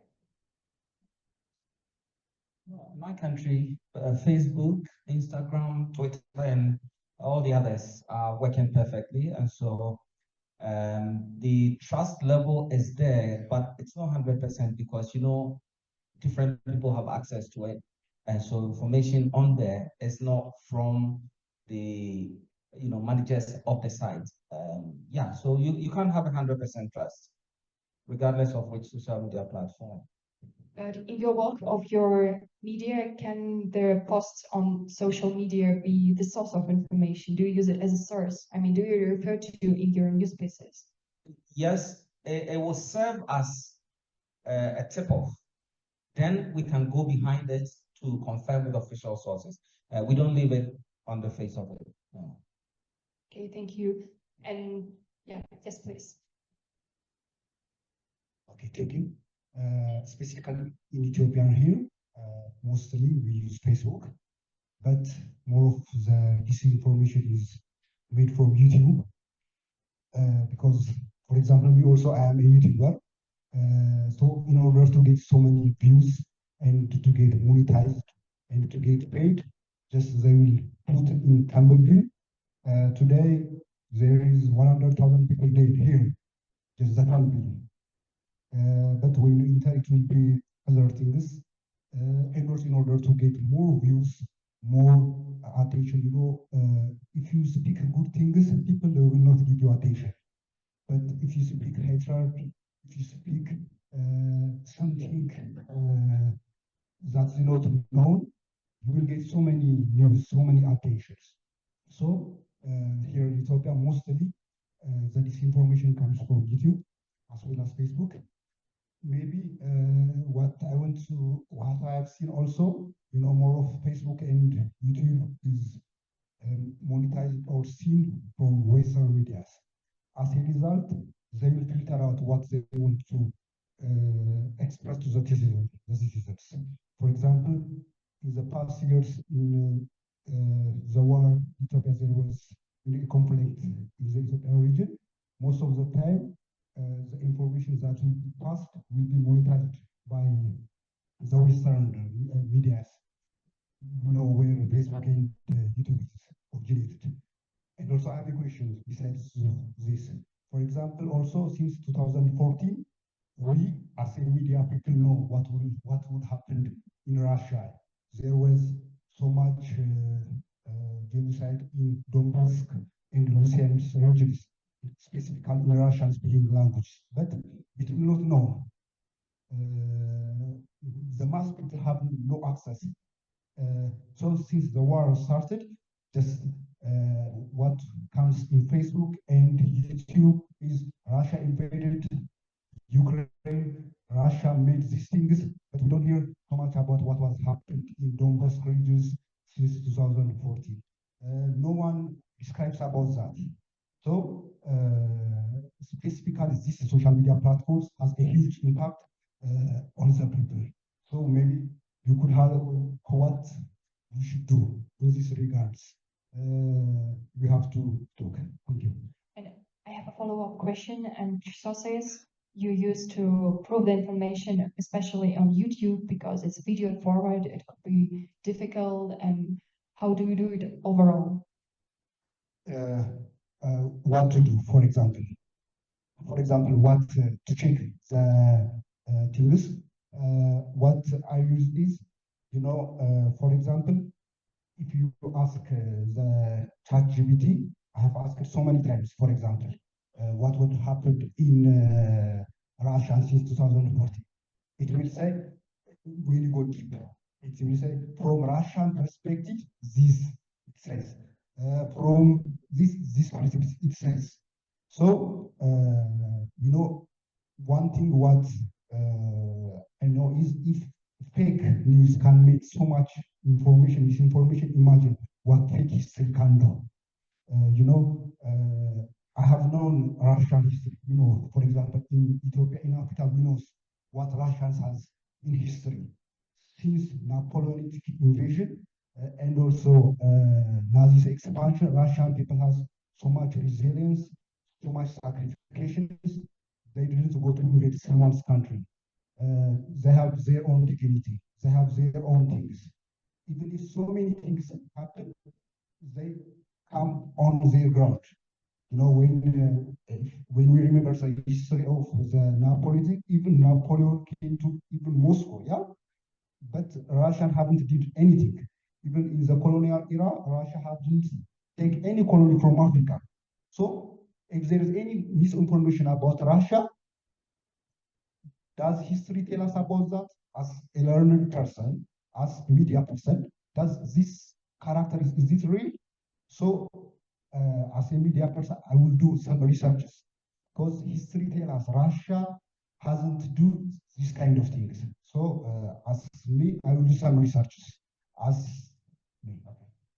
So thank you very much. That's really a good point, that the good education and the knowledge about the region you work with, or either your power against fake news and disinformation campaigns. So yeah, yes, please. I joined a little bit late, but I think I get what your topic is all about. From South Africa media perspective, I think I did say yesterday when I was presenting about MDM, misinformation, disinformation, and malinformation, that in our case, we have one editorial policies that govern authentic sources of media of content distribution. At editorial level, we have contracts with certain organizations like Reuters. If we are sourcing any story from non-aligned partners like Reuters, who have researchers on the ground who verify the information, and we've got a lot of technological tools that we use to verify information. Some of them I might not know, but some of them as an editor, I use them myself, especially for social media, because we are a digital-driven kind of a broadcaster, and we use almost every social media platform, from IG to X to YouTube, Facebook, and we've got millions of people who follow us, not only in South Africa, across the continent and beyond. So it is very, very profound for us to maintain an image of authenticity, an image of integrity. And the other thing that we have in South Africa, we've got media organizations, some are NGOs that regulate media distribution and media collection. They are so robust, they can even take you to court if they find that you are spreading fake news or you are endangering the journalists in the country. Because for us, it's not about the safety of content that goes out, but also it is about the safety of us as journalists in South Africa and others that are working outside South Africa. So that's the link that I wanted to contribute. So did I get it right that your publications could be also be banned, like in Tanzania, if they are considered to be fake news? Come again? Can the publications of your media be banned in South Africa if they are considered to be fake news? Definitely. It's also enshrined in our constitution that media coverage must be authentic and it should follow the policies of the country. So if you are outside that policy, you might find yourself facing the law. Okay, thank you. So, any other ideas? Examples, maybe? Okay, then we go further. I have an example from this is my experience when we had the BRICS summit last year. It was in Kazan. You know that there were countries that were going to become partners of BRICS. They were not the members, but they're partners. And there was a publication on Twitter with a list of 13 countries that, as stated, will be the partner countries. And the name of this Twitter account is BRICS News, and some of our news outlets considered it to be official source, and they published this information. But in fact, if we go to the website that is in this account, that's published in this account, we find out that it's not an official website, it's just a platform, Water Guru, the strange name, weird name, where everyone can share their views and pretend that it's official information. And their actual official website looked like this, and there were not such information about these 13 countries. So this is to our topic about social media, that there are a lot of accounts pretending to be official, and we have to prove them accurately and use official sources. Yes, I think that we have discussed this topic, and we also mentioned that the pictures itself can be considered fake news because we don't know where they come from, where they can be, where they are false or they are not, or they are accurate.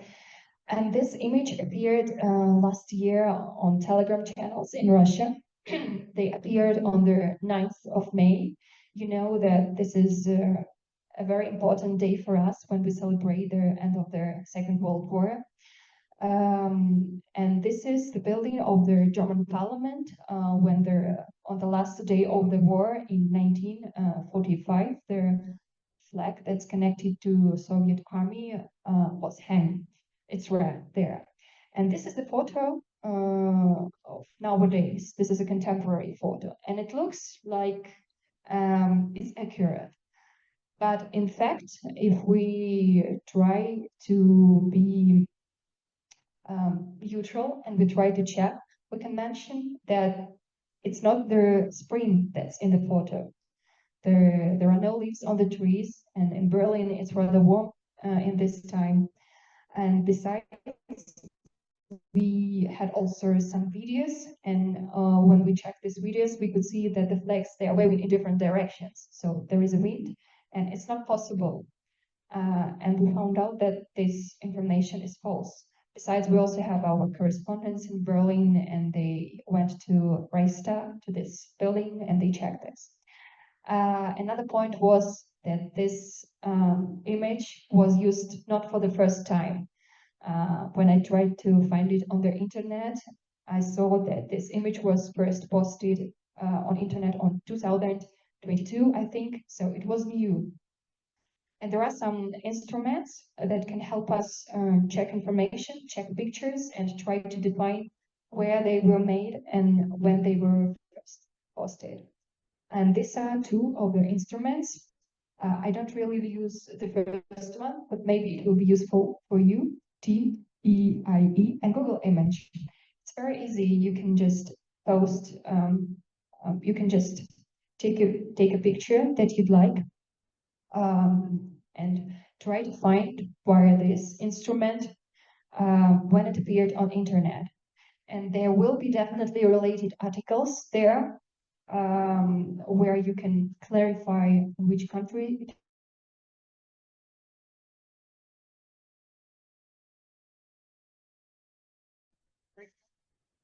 So we have discussed it, and as we have the representatives of South Africa and other African countries, I wanted to ask you the last question. When I prepared to this workshop, I found out that there is a there is a website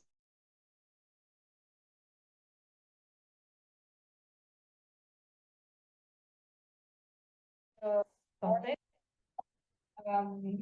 As we work with Ministry of Foreign Affairs very closely, we also use their sources, and they have their rubric on the website where they debug fake news. So they take mostly their Western publications that they find wrong, and they explain why it's wrong, like our colleague did today about their operation in Ukraine, first of all, but not only. We had this fake news in Western media and this rubric since the COVID-19 pandemic, when there was a Russian vaccine, and in Western media they tried to blackmail, they tried to made a negative impression of this vaccine so that other countries used Pfizer and other Western vaccines.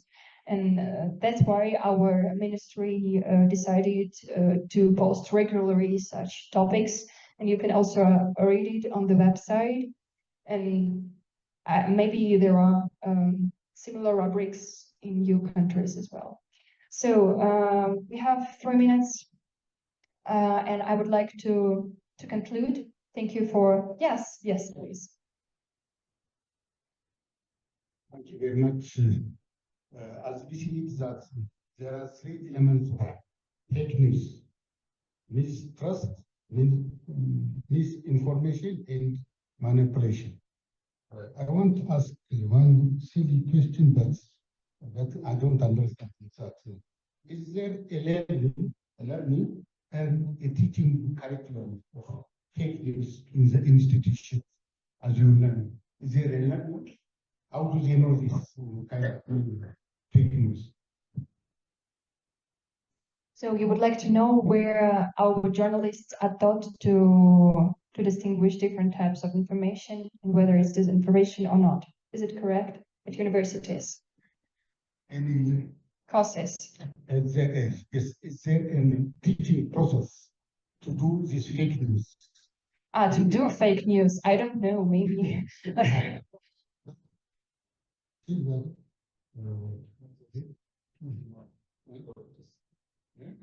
I think that is. Yes, I got some information from false information in social media filters about 6 points. You check it. How do they get it? For checking? Take closer link, who is sharing that story, look beyond the headline, check other sources. As you are mentioning that, they are also mentioning the other side of fake news. Yes. I think, Zanaba, I want to say in Africa we have a fact-checking school. Even I took one fact-checking and verification course from Africa Check in South Africa, in Johannesburg. I went there in Johannesburg before some years. So we have many schools. Even in Ethiopia, we have Inform Africa. Even I have the certificate here in my bag now. Fact-checking certificate. I just can't visit my certificate.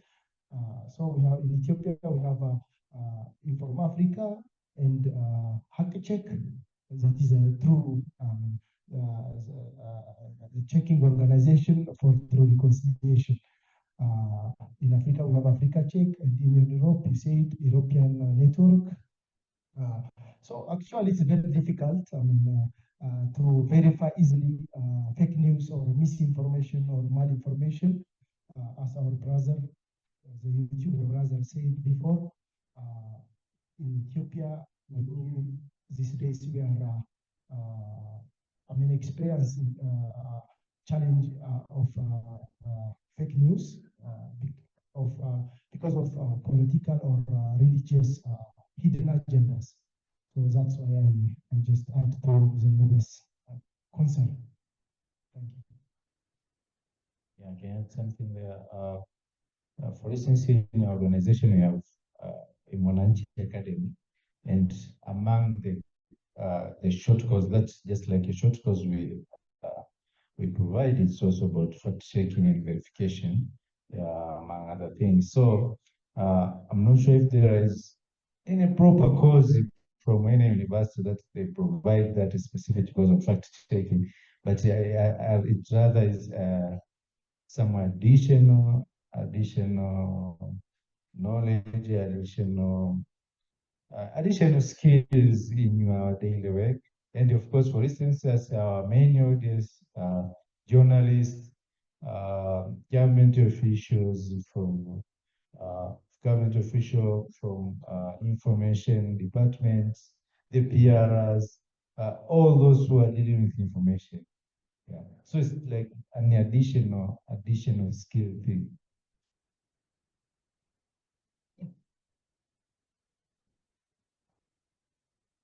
One question. Domaine? Hein? OK. Alors, Madame, Mr. Gary vient de le dire, les pays africains ont des problèmes aujourd'hui pour détecter ou vérifier toutes les informations ou malformations, Sylvie l'a dit tout à l'heure. Et quand vous prenez moi, mon pays, aujourd'hui, nous sommes sur la pente de dire diffamation. Dès qu'une information est désinformée à un niveau, les autorités ou les personnalités, surtout publiques, parlent de diffamation. Donc, parfois, ça conduit à des poursuites judiciaires. Je ne sais pas comment ça se passe dans les autres pays.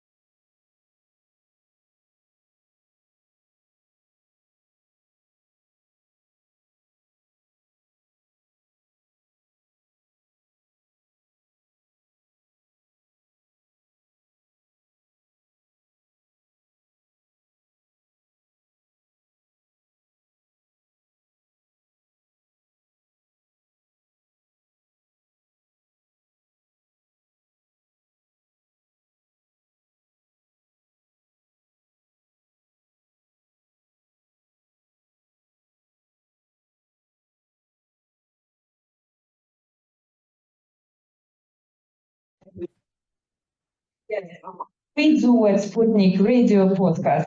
You can also make a video podcast. It's a product, not a social network.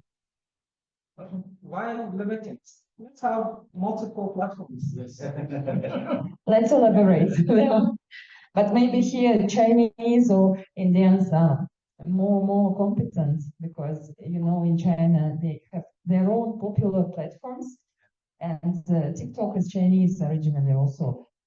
For now, in the United States, it became also not Chinese. It's it is a part of American social network organism, but system. But maybe there are Pan-African tools that are developed now. You can say. There's Ayuba, but I don't know how popular it is. It's by MTN. MTN is South Africa.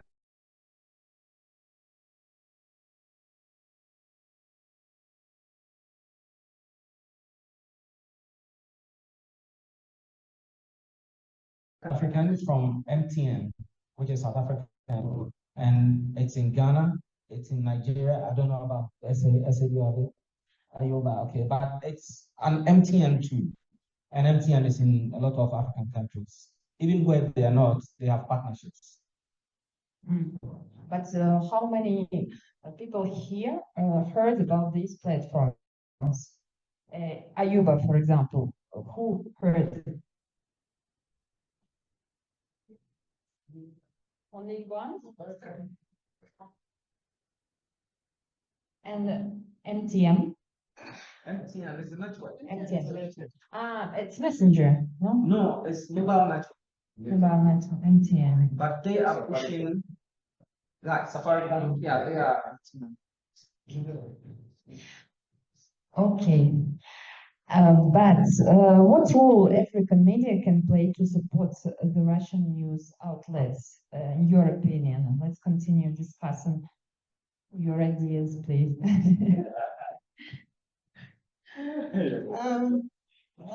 I didn't really get your question, but I wanted to comment on the previous. Just, yes, to explain, now we try to find out how Russian media could be more present, could be more visible also for you in your countries, so that you can get our content, so that you can consult it and see another point of view from Western media, mainstream outlets. That's why all these questions are about it. Let's try maybe to find a solution together. I hear you, Victoria.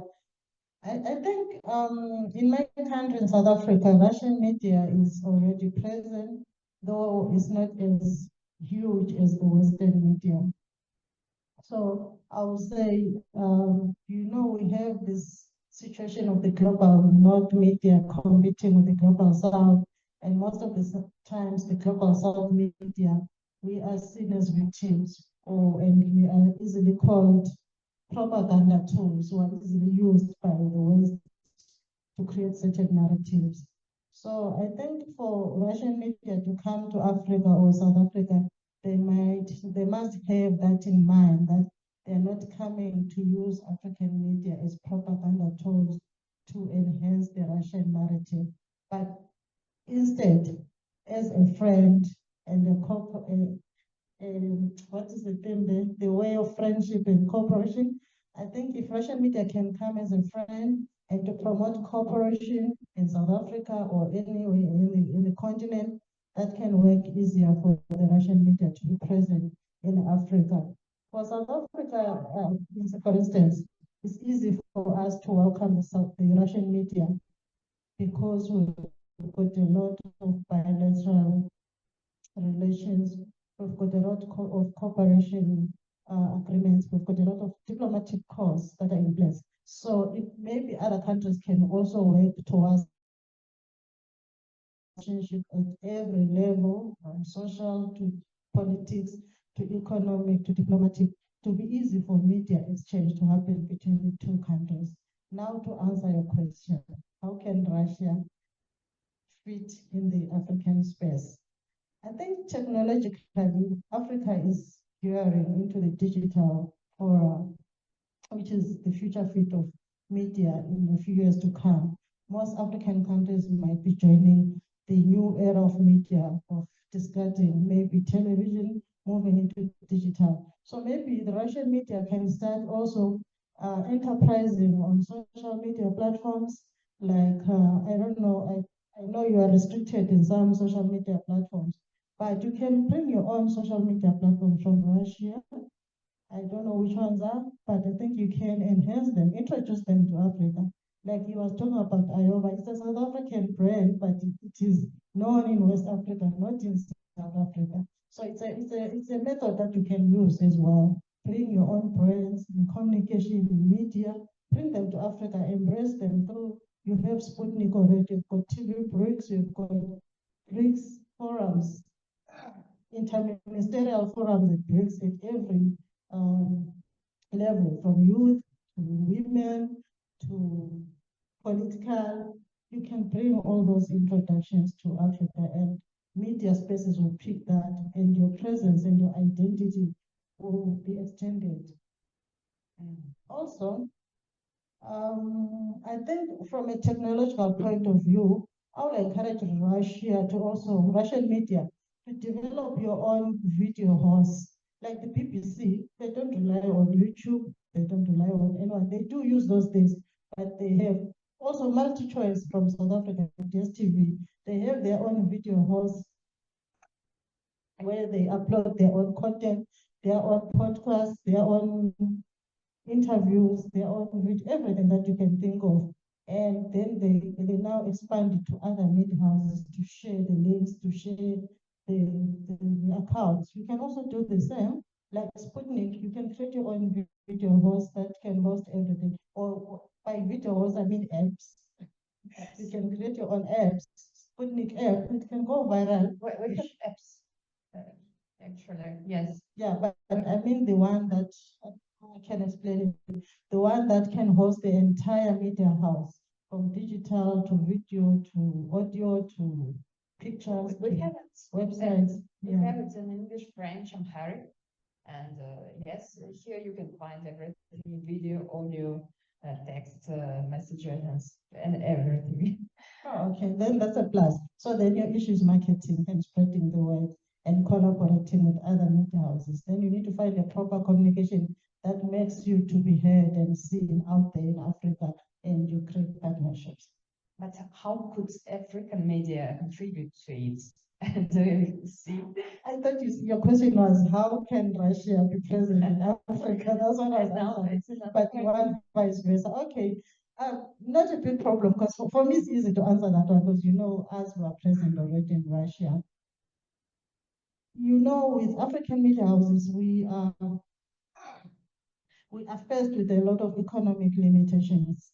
So for us to reach out to Russia, to go on the ground on Russia, it's a bit tricky, but there are many ways of doing it. Like, for example, social media is bridging that gap for us. Yes, we have to pay for the internet, we have to pay for registrations and all that, create accounts. And also we need to be verified, because you can't just jump into a country without legal processes being followed. So all those things sometimes they hinder the expansion of African media houses into other countries.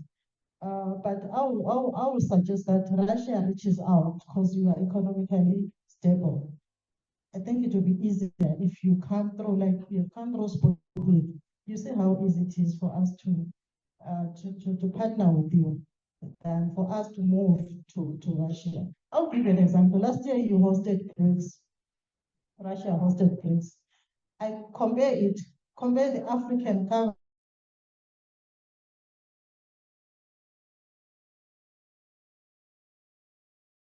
It was widely covered in Africa in 2023 because it was in Africa. So within Africa, the coverage becomes easier.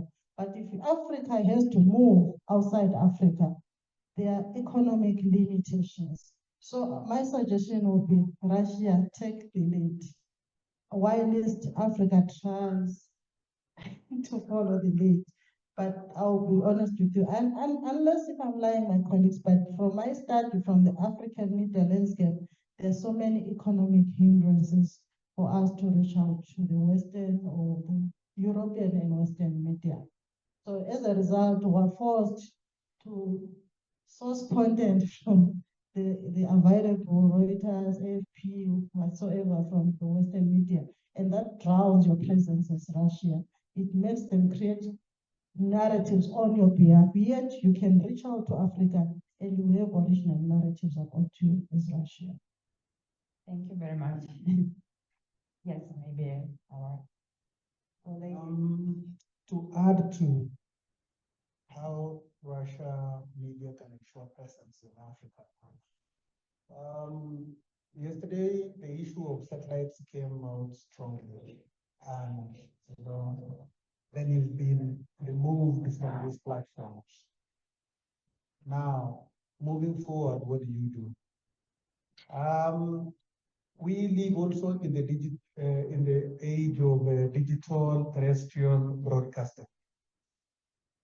And it's a space that in Africa today, you easily come in and have your space. The spectrum is huge, and this will now require you to just negotiate with entities within, because within Africa itself, governments have the power to enlist children. So then it means government to government, which is why in our conversation, you realize it's very hard to delink what we do really with also the situation in the country. I saw, for example, France 24, if I may use as an example. French channel, international French channel. What they did is they came to us as Kenya Broadcasting Corporation. We have a platform called Signet. It is a digital terrestrial broadcasting platform. And all they did was to apply for a license for France 24 to air through that platform 24/7. And it is there, and the beauty with it is Signet is free and available across Kenya for everyone. You don't even have to subscribe. And I think that is what you should be looking at, because when you talk about DSTV, Canal Plus, the things Emil was talking about yesterday, even for a majority of them, you need to subscribe. And majority of people in the continent, may not even have the capacity to pay per view. So you may have to target these DTT platforms in Africa because they exist. I just mentioned one that is available in my country. I know in Tanzania, they have, that landscape is also robust. You have so many people who have invested in it, and you just need to negotiate with a company that you need to put in your channel there, and you won't have a problem. So I think for me, maybe it is either you are not aware or you've not really gone out to find out what opportunities are available И for us нам to explore. постоянно What opportunities are there? Number two, and this I think is something you really need to take into consideration a lot. Consider working with African media houses. Look for partnerships.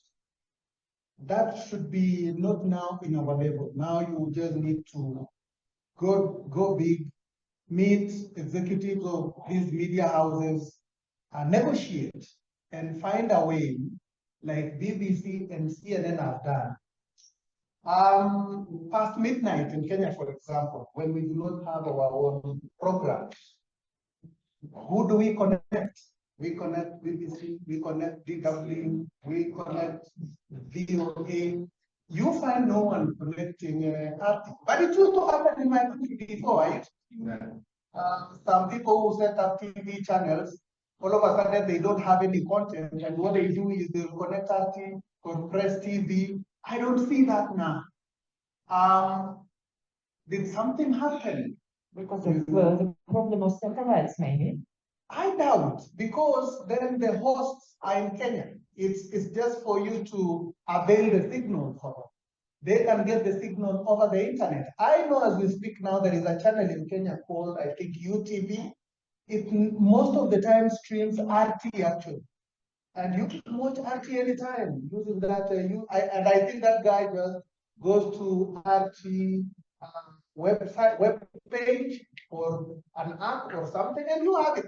So I really do believe Africa as it is now is open, and there are opportunities. Just explore. Emma mentioned something very important in terms of the economies. When you look at all this, because it requires money, then Africa is at a disadvantage. But you are at an advantage. Invest there, come in, put in some money to do joint programs, for example, with Africa media houses. That is what BBC did, especially with some of our programs. They go do documentaries jointly. I know they've done that a lot in Tanzania. It's something you can explore. It does something at the end of the day in terms of when we're talking about and looking at your presence. Thank you very much. I appreciate it. I agree with him because the same suggestions he made. If you came to Ghana, it's easy to find multi-TV, which is like the segment, like the Signet platform, negotiate and be on it.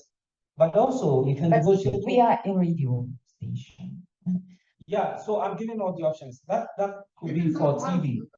For radio, yeah, there's radio on it as well. You can also negotiate with individual radio stations and have them this on is it. what we do. Yes. So yeah, if you get to Ghana, it will be easy to find that. The DW, for instance, they have a very strong partnership with us. When we went for lunch, I had a call from DW. They need some content. They just call and we share with them. If we also need content, we get in touch with them. It's that easy. And there's a slot they've negotiated. Their channel is broadcast. Just like that. Yes. Thank you. You have something to say. You're welcome. Like in Ethiopia, Maybe you can we have a radio in that. like this. Yes, we do have a hand radio. They are connecting with Voice of America. The radio, they have a program, but they are additionally, they invite the VOA user to do this kind of things. Why don't you go to buy the airtime and collaborate with them? That is one thing. And what is the name of this radio? Ahad. Ahad. Adu. Ahad. Ahad. There are also different Yes. Actually, yes, we negotiate with different radio stations. Ahadu, I haven't heard, but we will try also to see. But you are from? Okay. I want to ask you that you have today I find you but when you follow 566 colonies, which is why it is individuals who are this kind of followers. 566 followers for you. Sputnik Addis Amharic program. Why is it? 500. Where? In Amharic. What? No. Program. I don't understand you. You have a very program on Sputnik. Yes. I found that in the morning, only 566 followers. Where? On which platform? Yeah. We've just launched our website, yesterday. It is one day. But you speak about what platform? Amharic and platform. What's Telegram? It's about 10,000. I have seen 500. No, it's 10,000. Maybe it's for now it's 10,000, but we've just launched our resources in Amharic. 10,000, it's not 500, so sorry. There is a different radio stations, especially FM stations that have airtime. So before, I think Ado and Shaker FM that they share VOA. Yeah, Shaker. Shaker and Ado. So you can get airtime stations. They have a space. Yes, this is what we are actually doing and what we are looking for. so partners, radio partners here in Ethiopia especially, and we are ready to propose them the content in English and Amharic. So maybe if you have some ideas and proposals, you're welcome after this discussion where we can share this. Yeah. Thank you. I would like also our journalists from Cameroon to give their points of view on how could we be visible, more visible in your countries.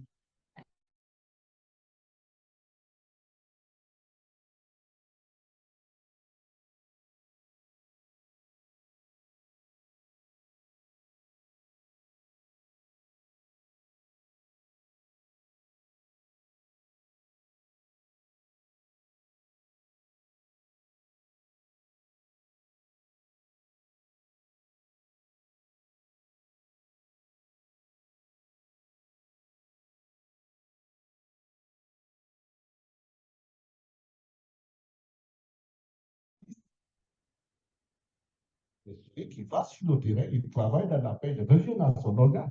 Donc, tout ça, il faut la paix. Oui. Donc, je pense que la première condition de notre exercice, c'est ça. Et nous, en Guinée, nous sommes pour la paix et la Guinée est ouverte à la Russie. Comme je l'ai dit depuis hier, plus de 60 ans de collaboration. Ce n'est pas aujourd'hui que tout ça va être à nous. Les médias accompagnent. Merci beaucoup. Oui, je vais répondre brièvement en français aussi pour que vous compreniez. Merci pour vos remarques. C'est vrai que en ce qui concerne les voyages en Russie pour les journalistes, pour les Africains, les étudiants, les Africains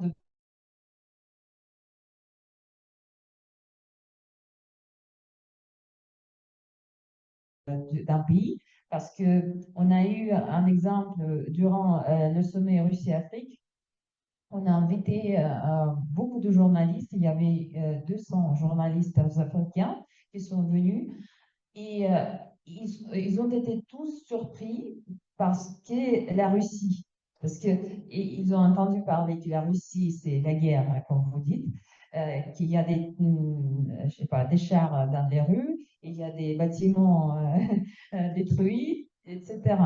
Et au contraire, ce qu'ils ont vu, c'est que c'est un pays moderne, digitalisé et numérisé, avec la culture, avec des gens normaux, éduqués, etc. Donc ça, c'est vrai que c'est très important. Mais ça va aussi au-delà de notre profession de journaliste. Mais c'est vrai que ce genre de forum organisé par exemple en Russie, mais des forums en marge des forums plus globaux, ça c'est une chose très très intéressante et importante et c'est ce qu'on essaie aussi d'organiser. Et je pense que ce genre de forum qu'on tient maintenant ici à Addis Ababa, on pourrait le répéter et en Russie avec votre présence et dans vos pays. Et comme ça, oui, bien évidemment, ça aussi rapproche les gens, les journalistes et ça améliore notre connaissance sur nous-mêmes. Voilà. Je pense qu'une autre contribution, quand vous prenez aujourd'hui à Guinée, l'éducation, c'est vrai, la Russie avoir des centaines d'étudiants par an en Russie pour les études. Ce sont des bourses gratuites. Mais qu'est-ce qui se passe aujourd'hui? C'est pourquoi nos confrères, tous nous parlons de pluralité, n'est-ce pas, de voix. Il faut qu'aujourd'hui les canaux se libèrent, pas seulement les canaux que l'Occident nous donne. Qu'est-ce qui se passe dans l'éducation? Effectivement, quand nous étions petits, en Guinée, c'est la Russie. Parce que pratiquement, on avait des professeurs russes dans les classes à Conakry, dans les universités. Après, beaucoup d'enseignants, chercheurs partaient en Russie. Mais qu'est-ce qui s'est passé ces dernières années? Avec le système LMD licence, oui, licence, maîtrise, doctorat, le Canada a pris le dessus. Le Canada a imposé un système. Je ne sais pas si c'est le même système dans les autres pays. Système LMD, licence, maîtrise, doctorat. Le Canada impose ce système. La Guinée va avec. Mais aujourd'hui, pour les consultants, les chercheurs, ils sont pour la majorité français. Qu'est-ce qui a causé ce recul de la Russie? Aujourd'hui, la question pour vous, l'un des défis, c'est de voir auprès des autorités russes, surtout du secteur éducatif, de voir comment vous pouvez relancer cette collaboration tout en actualisant, n'est-ce pas, tous les contours du système éducatif guinéen. Ce que je pouvais apporter, une remarque, sinon avant en Guinée, dans le système éducatif, surtout au niveau supérieur, c'était la Russie. Tout enseignant-chercheur cherchait à aller en Russie. Mais aujourd'hui, ce n'est pas le cas.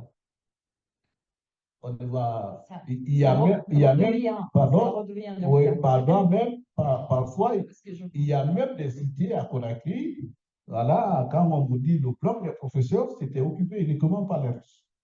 C'est vraiment une cité dans l'ensemble de l'université. Aujourd'hui, ces blocs, ce sont les familles qui les occupent. Les Russes, pratiquement, sont plus. Je ne sais pas si même ils sont en Guinée. Alors, le défi ou l'une des recommandations, c'est de voir comment vous pouvez faire remonter cela à vos autorités du système éducatif pour voir comment.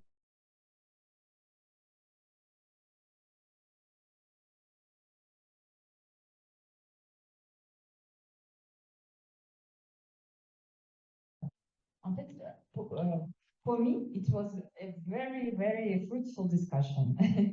It's always very useful to know the opinion of local specialists, professionals like you. And I hope that we can continue the discussion after the forum, and we can continue it not only during other summits like this, forums like this, that we will certainly organize, but also we can chat via WhatsApp and propose each other.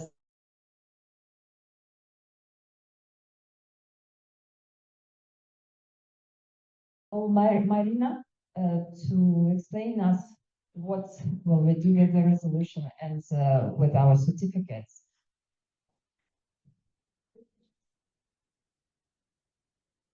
Thank you, Victoria, and thank you for the discussion. I've been following it half year. Yes, I think that now we have a small break. Yes, and then we return to continue our program. I think the break will be for about 15 minutes, okay? Thank you. Thank you.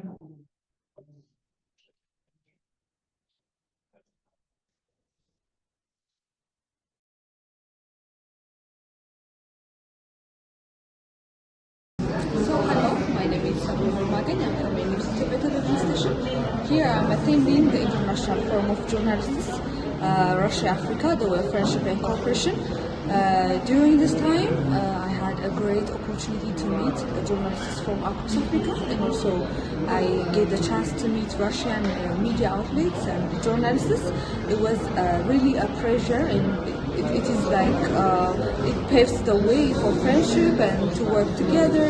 It was the greatest forum of ever that I had to attend. Yeah, it was great. Ok, je crois que tout se passe très bien ici à Addis Ababa. Le forum s'est très bien passé, il continue bien à se très bien passer. L'impression que j'ai à propos de ce forum, c'est qu'il réunit à son sein des journalistes de tous bords, de plusieurs pays. Nous avons des journalistes qui sont venus de la Tanzanie, du Zimbabwe, du Cameroun, du Ghana, de plusieurs pays, et des experts russes qui sont là pour les encadrer, pour leur expliquer comment ça se passe et comment ça va se passer dans le futur. Je crois que c'est un bon cadre d'apprentissage, d'accompagnement et de support.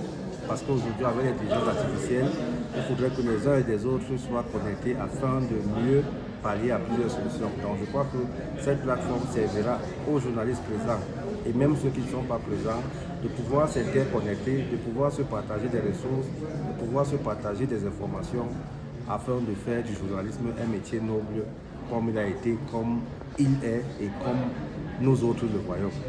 Merci beaucoup à tous ceux qui sont venus. Merci à toute l'équipe de la Russie qui est venue. Merci à Pouchnik qui nous a reçus ici. Et rendez-vous dans un autre pays l'année prochaine. Merci. Bonjour, je suis Saint-Martin Francine Admo, journaliste reporter d'images à la RTG, radio-télévision guinéenne, précisément la télévision nationale. Et voilà, une belle opportunité s'ouvre aux médias africains. À travers ces forums, nous avons pu échanger sur l'image forte et constructive de la Russie. Nous avons pu échanger sur cette collaboration entre la Russie et l'Afrique. Précisément, en particulier, entre l'Afrique et la Guinée, nous pouvons dire que c'est une collaboration, c'est une coopération qui date de plus de 60 ans. Depuis de 60 ans, les autorités administratives et politiques entretiennent cette coopération. Il était opportun et important pour les organisateurs de réunir les médias, un forum auquel la Guinée a participé avec brio. De passage, nous avons souligné que cette coopération règne, vit et vivra avec la volonté commune des autorités des deux pays. Je veux parler déjà de cette volonté nourrie par son Excellence, Monsieur le Président de la République de Guinée, Général Mamadi Doumbouya, qui depuis le 5 septembre 2021, là, n'a cessé de nous dire que la Guinée est ouverte au monde. La Guinée continue à travailler avec ses partenaires traditionnels, dont la Russie, et ouvre aussi ses portes à de nouveaux partenaires.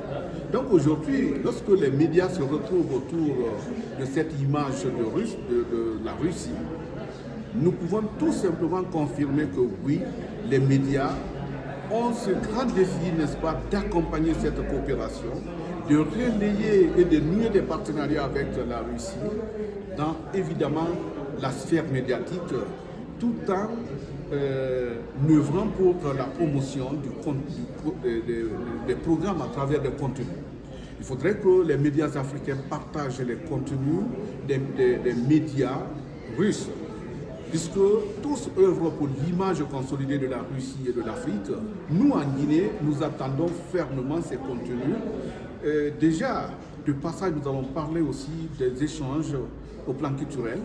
Nous disons déjà grand merci à la Russie qui a accepté l'année dernière d'accueillir l'orchestre national composé de commandes de femmes des forces armées.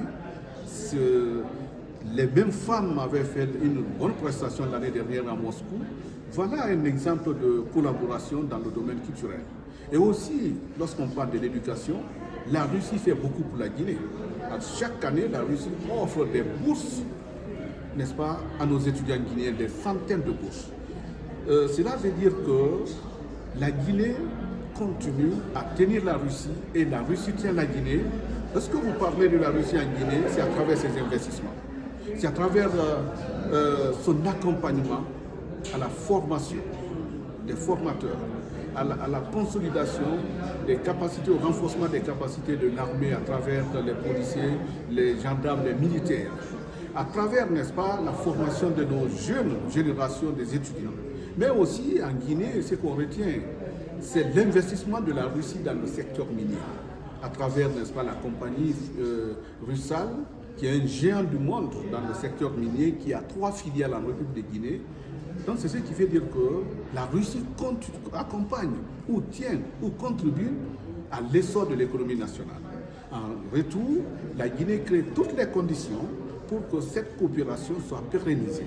Donc aujourd'hui, au sortir de ce forum, je repars en Guinée, bien conforté, bien informé, et surtout bien informé du niveau d'avancement de la Russie aujourd'hui, non seulement en termes de développement, mais en termes de promotion des droits humains, contrairement à ce que les médias occidentaux relaient ou reflètent en Afrique. C'est pourquoi l'une des recommandations de ce forum, c'est de permettre, n'est-ce pas, aux médias africains d'avoir d'autres canaux d'information, de ne pas être esclaves forcément de ce que l'Occident reflète, mais aussi de pouvoir puiser dans les autres canaux médiatiques des autres puissances, ce qui pouvait permettre, n'est-ce pas, d'équilibrer l'information et de pouvoir aider les autorités à comprendre avec qui aller effectivement en termes de développement. L'une des recommandations, je l'ai dit tout à l'heure, c'était ma dernière. En termes de paix, lorsque les médias occidentaux nous parlent, c'est cette image floue et parfois associée à la mauvaise foi ou associée, n'est-ce pas, à cette image qui dit que la Russie est aujourd'hui une puissance qui agresse. Un exemple, la guerre entre la Russie et l'Ukraine. Mais nous, en République de Guinée, les autorités guinéennes, à travers le ministère des Affaires étrangères, conduite par Dr Maurice Kouyaté, qui a fait des sorties, des visites par 2 fois d'ailleurs l'année dernière en Russie, la position de la Guinée est claire. La Guinée ne prend pas position, la Guinée est ouverte au monde. Mais la Guinée œuvre pour la paix et la Guinée voudrait que l'unique solution, ou l'une des solutions soit la promotion de la paix à travers la négociation. Il faut aujourd'hui que toutes les parties se retrouvent et se parlent pour parvenir à la paix, parce que nous, journalistes, comme le disait l'autre, pour exercer son métier, il faut vraiment que ce soit dans un environnement de paix, dans une société paisible. Donc aujourd'hui, notre recommandation, c'est de dire au monde de s'accepter. Et en République de Guinée, l'une des recommandations dans le secteur éducatif, qu'est-ce qui a fait que la Russie a reculé? Il y a aujourd'hui des cités dans l'enseignement supérieur où on dit, donc des professeurs, il n'y avait que des Russes. Et aujourd'hui, progressivement, il n'y a plus de professeurs russes dans les classes de l'enseignement supérieur, dans les universités. L'une des recommandations à vous, organisateurs et organisatrices de ce forum, loin des attentes de ce forum, moi, en tant que jeune Guinéen, je voudrais que vous remontiez mon souci, ma sollicitation à vos autorités du système éducatif russe pour leur demander de voir comment refonder ou comment rétablir cette alliance, cette coopération d'envoi des professeurs russes dans les universités guinéennes.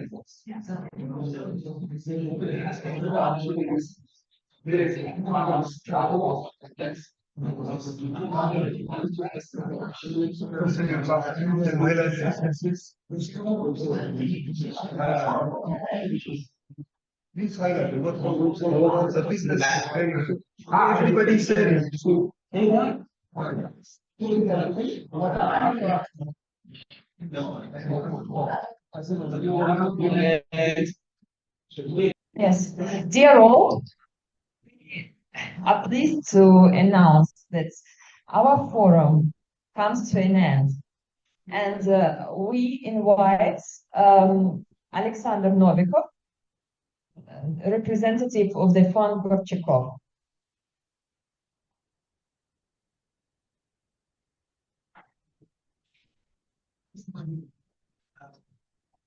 Dear participants, so our forum is coming to the end, and it is a pleasure that we have this, I'd say, close and small format of talking, because I believe I've talked almost to every one of you, and it was a pleasure to talk to you and to listen to the perspectives, problems, and the future that you see.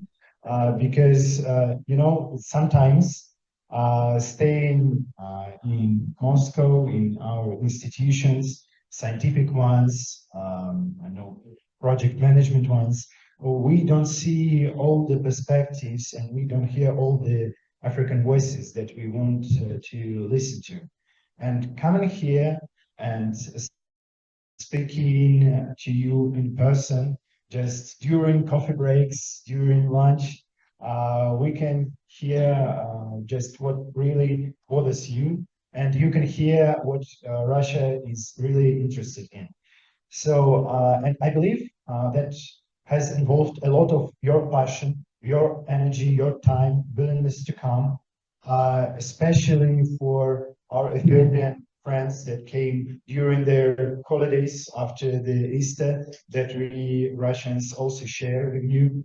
And let me thank you for this energy, for this passion, and let me thank organizers, partners of this event, all of the experts that came here, because you know that all the international projects, they can be organized just for a narrative or to have a result, to have some outcomes and conclusions. And I believe, just only judging by what I've heard, that it is the event of the second time. And I believe it would be great for all of us to stay in touch and to keep the ball rolling, and probably to gather some time and discuss all the new problems, all the new perspectives to move on. And so let us hope that we will meet once again. Let us keep all these contacts that we share together. And once again, as I told yesterday, we both in discussing all of these prospects, we both in turning to us. We were happy to talk to you because all of you are specialists. You're not new to this profession. You're not the outskirt people to Russia-Africa relations. You're in the middle of them, and we're happy to talk and to work to you. So don't hesitate to turn to us after this forum the next year and to organize something new. So once again, thank you all, and let us make something new, bigger and cooler next years, next months to come. Thank you all.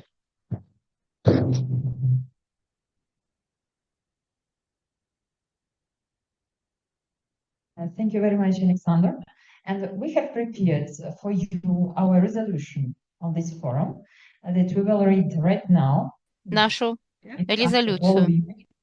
Она уже у нас готова. Я обращаюсь ко всем присутствующим.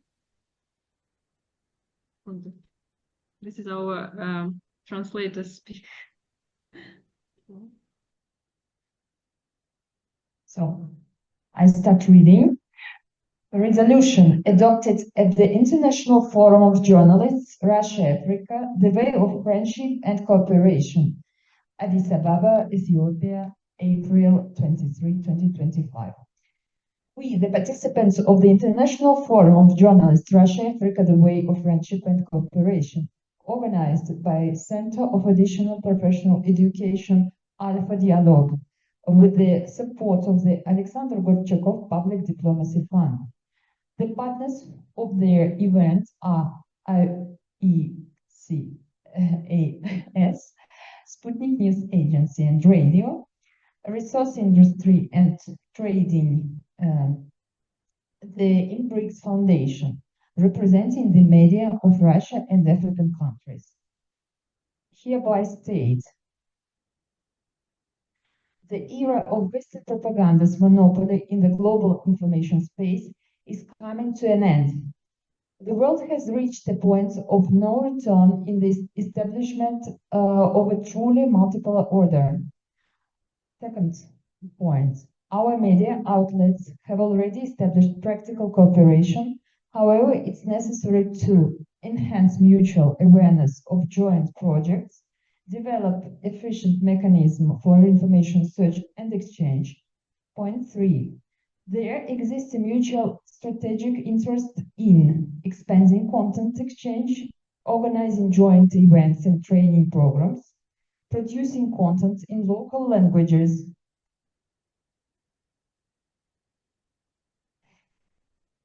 Resolve 2. Strengthen cooperation through the creation of a communication and information sharing platform to facilitate invitations to future events, regular exchange of materials and journalist delegations, regular sharing of information about training programs, journalism schools, and professional development courses, holding annual media forums for journalists, establishing a network of partner media outlets to implement the aforementioned initiatives.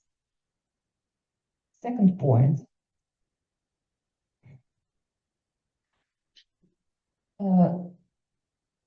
use the platform established within the forum to coordinate information policies,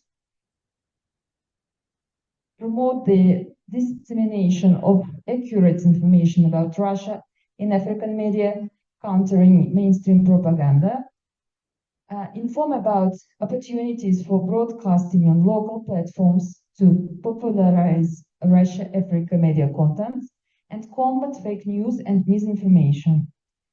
The participants of the forum express confidence that the implementation of these initiatives will elevate the Russia-Africa shared information space to a new level of quality. Thanks a lot.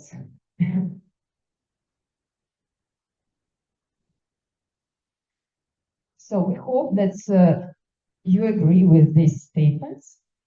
If no, let us know.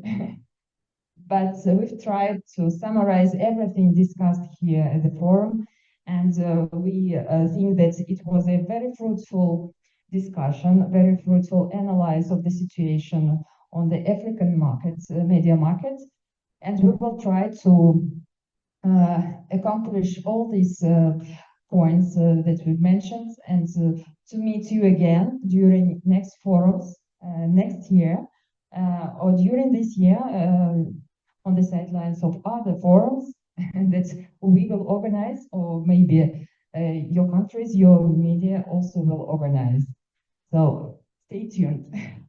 Thank you very much.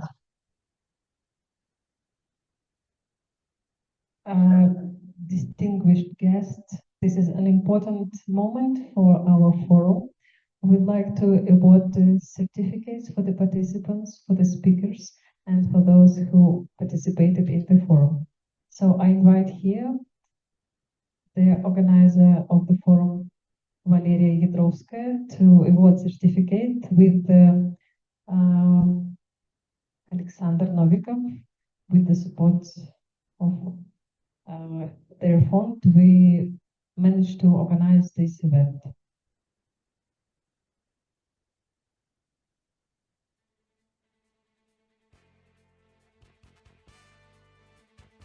This is to certificate that Seba Wonderland.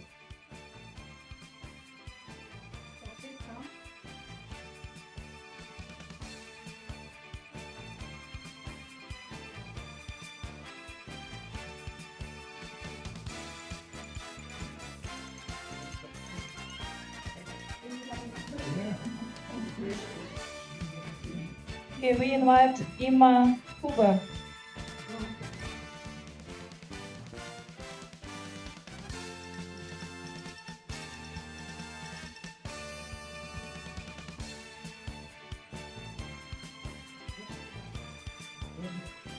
We invite Emile Prefer.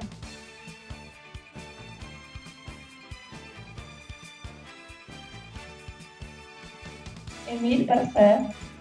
Sim.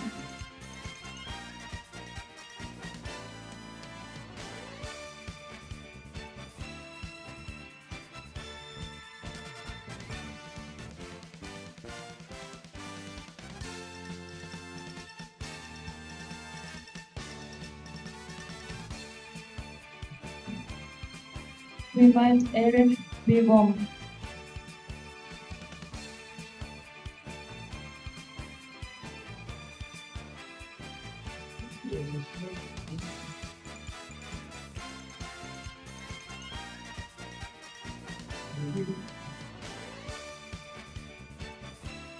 We invite Eugene Daniel.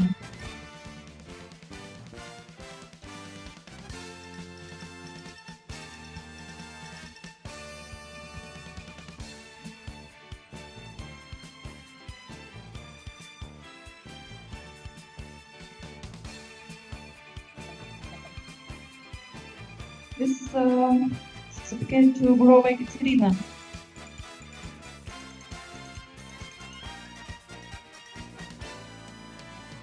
We invite Hamil Mal Inevade.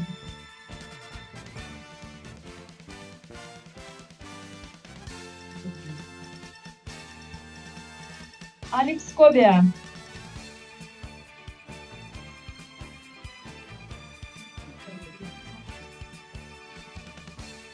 Bereket Adamo Abeba.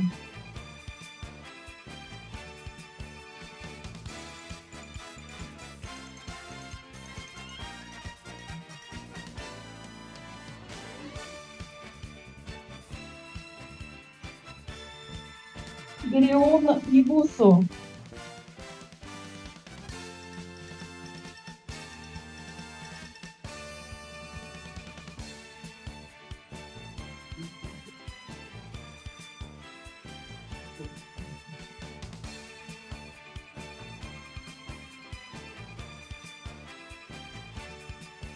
Гизахень Боркинев. Гизанев Боркинев.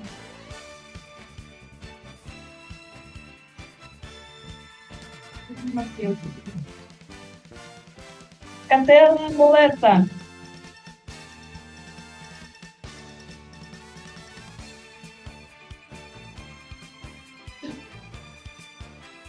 Волкидан Йосеф.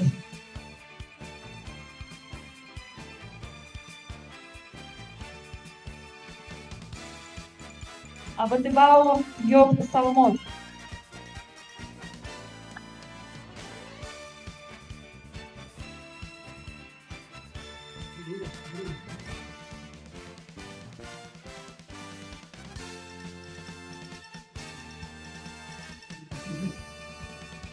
We invite Lemlen Mamo Tesema.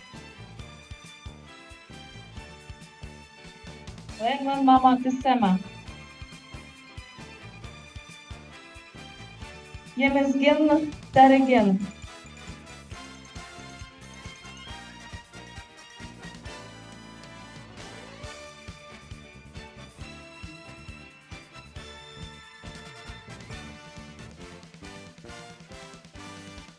Aliem Ficado.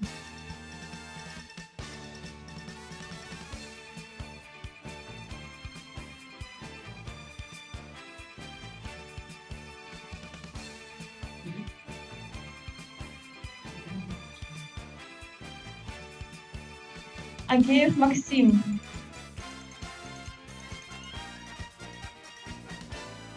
Иов Самот.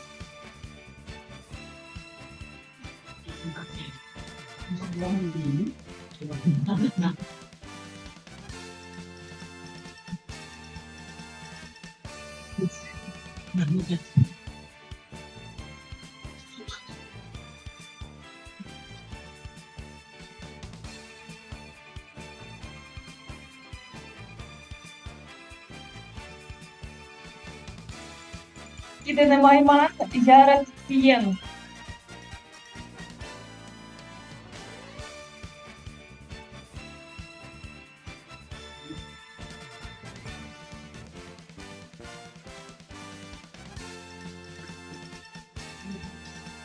Mengistu Ebabe Lakacheo.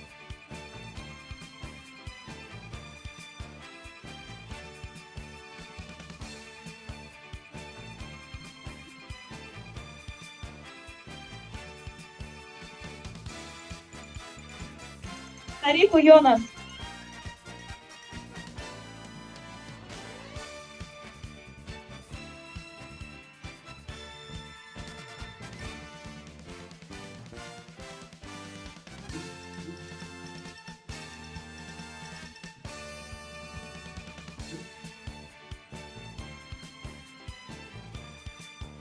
Getanek Zeneba.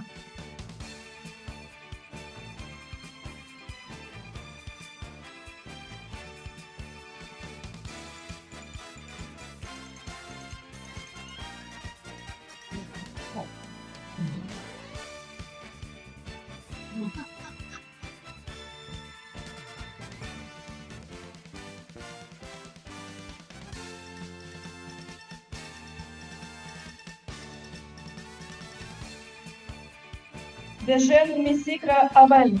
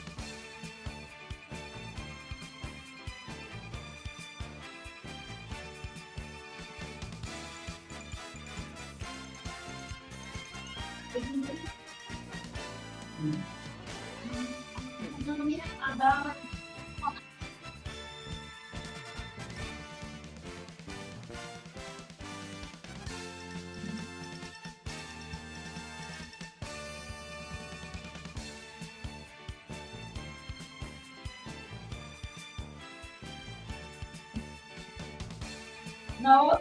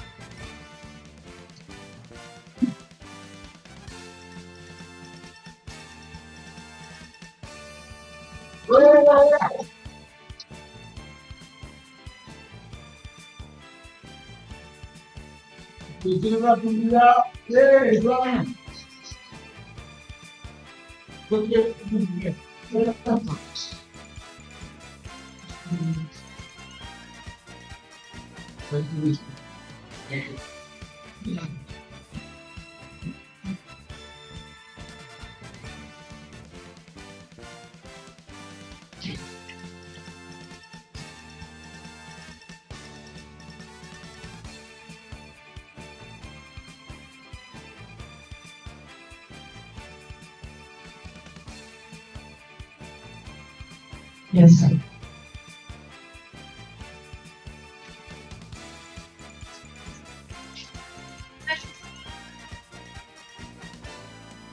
Victoria Budanova.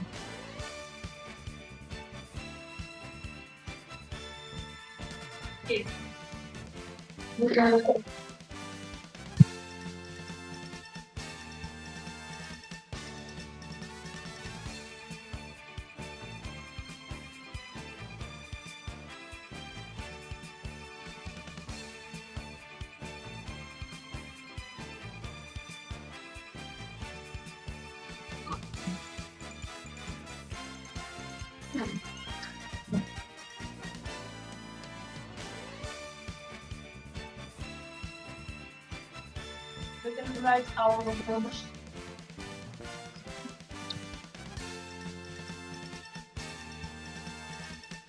Vera.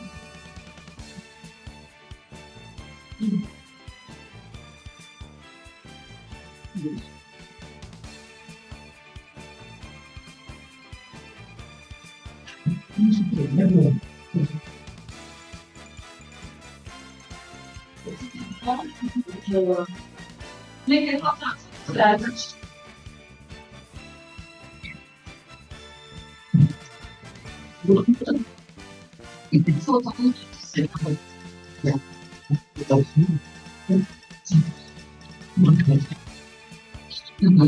You know, you can take the big places, but we want to thank those people who helped us to organize this event and to make it flawless, almost. But we did our best. We want to thank Russia, Ababa. Please come here.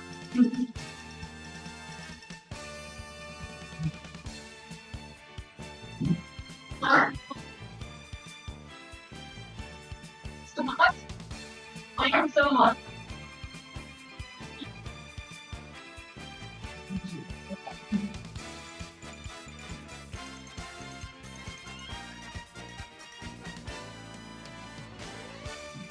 Thank you. And we want to. No. Okay, then we want to thank Elias the Weather.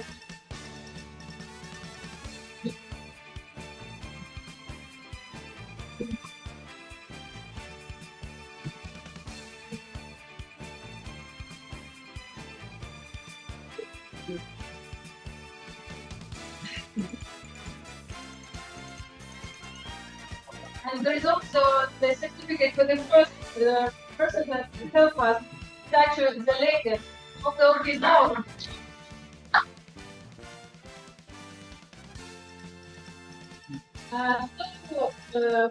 We announced our resolutions, and for those who would like to sign it, there are copies of the resolutions. Please, you can come and sign, and that would be a great support for the initiative we have. And I guess this would help to make this event happen more often and in a bigger scale. Although the thing that we have this forum is quite small and maybe private in some kind, but on the other hand, we can speak to each other in a very close way and understand each other. And I think that is the most important thing during this way. So thank you very much. For those who would like to sign this out, and we then invite you to take a photo of the certificate.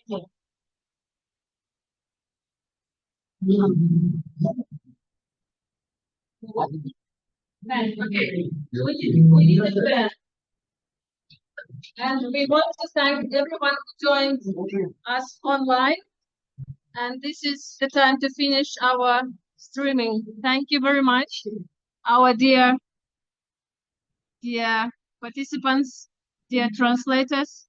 This was a huge work. Thank you and goodbye.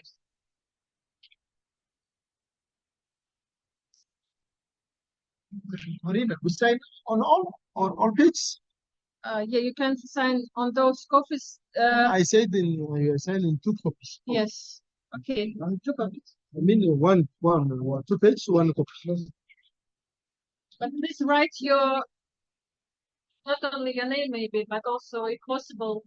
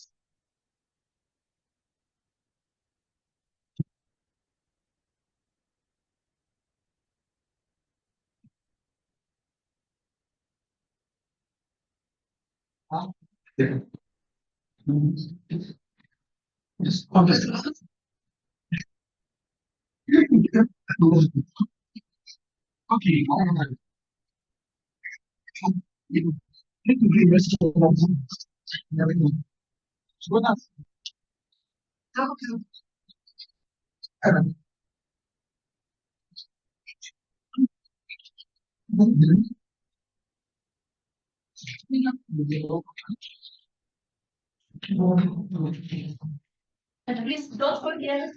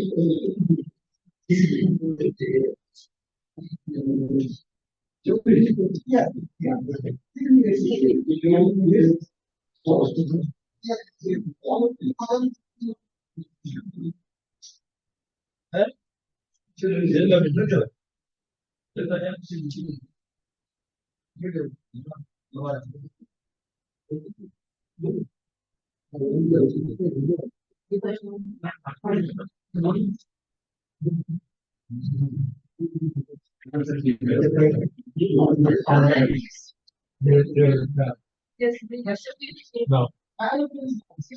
Yeah, yeah. Yeah.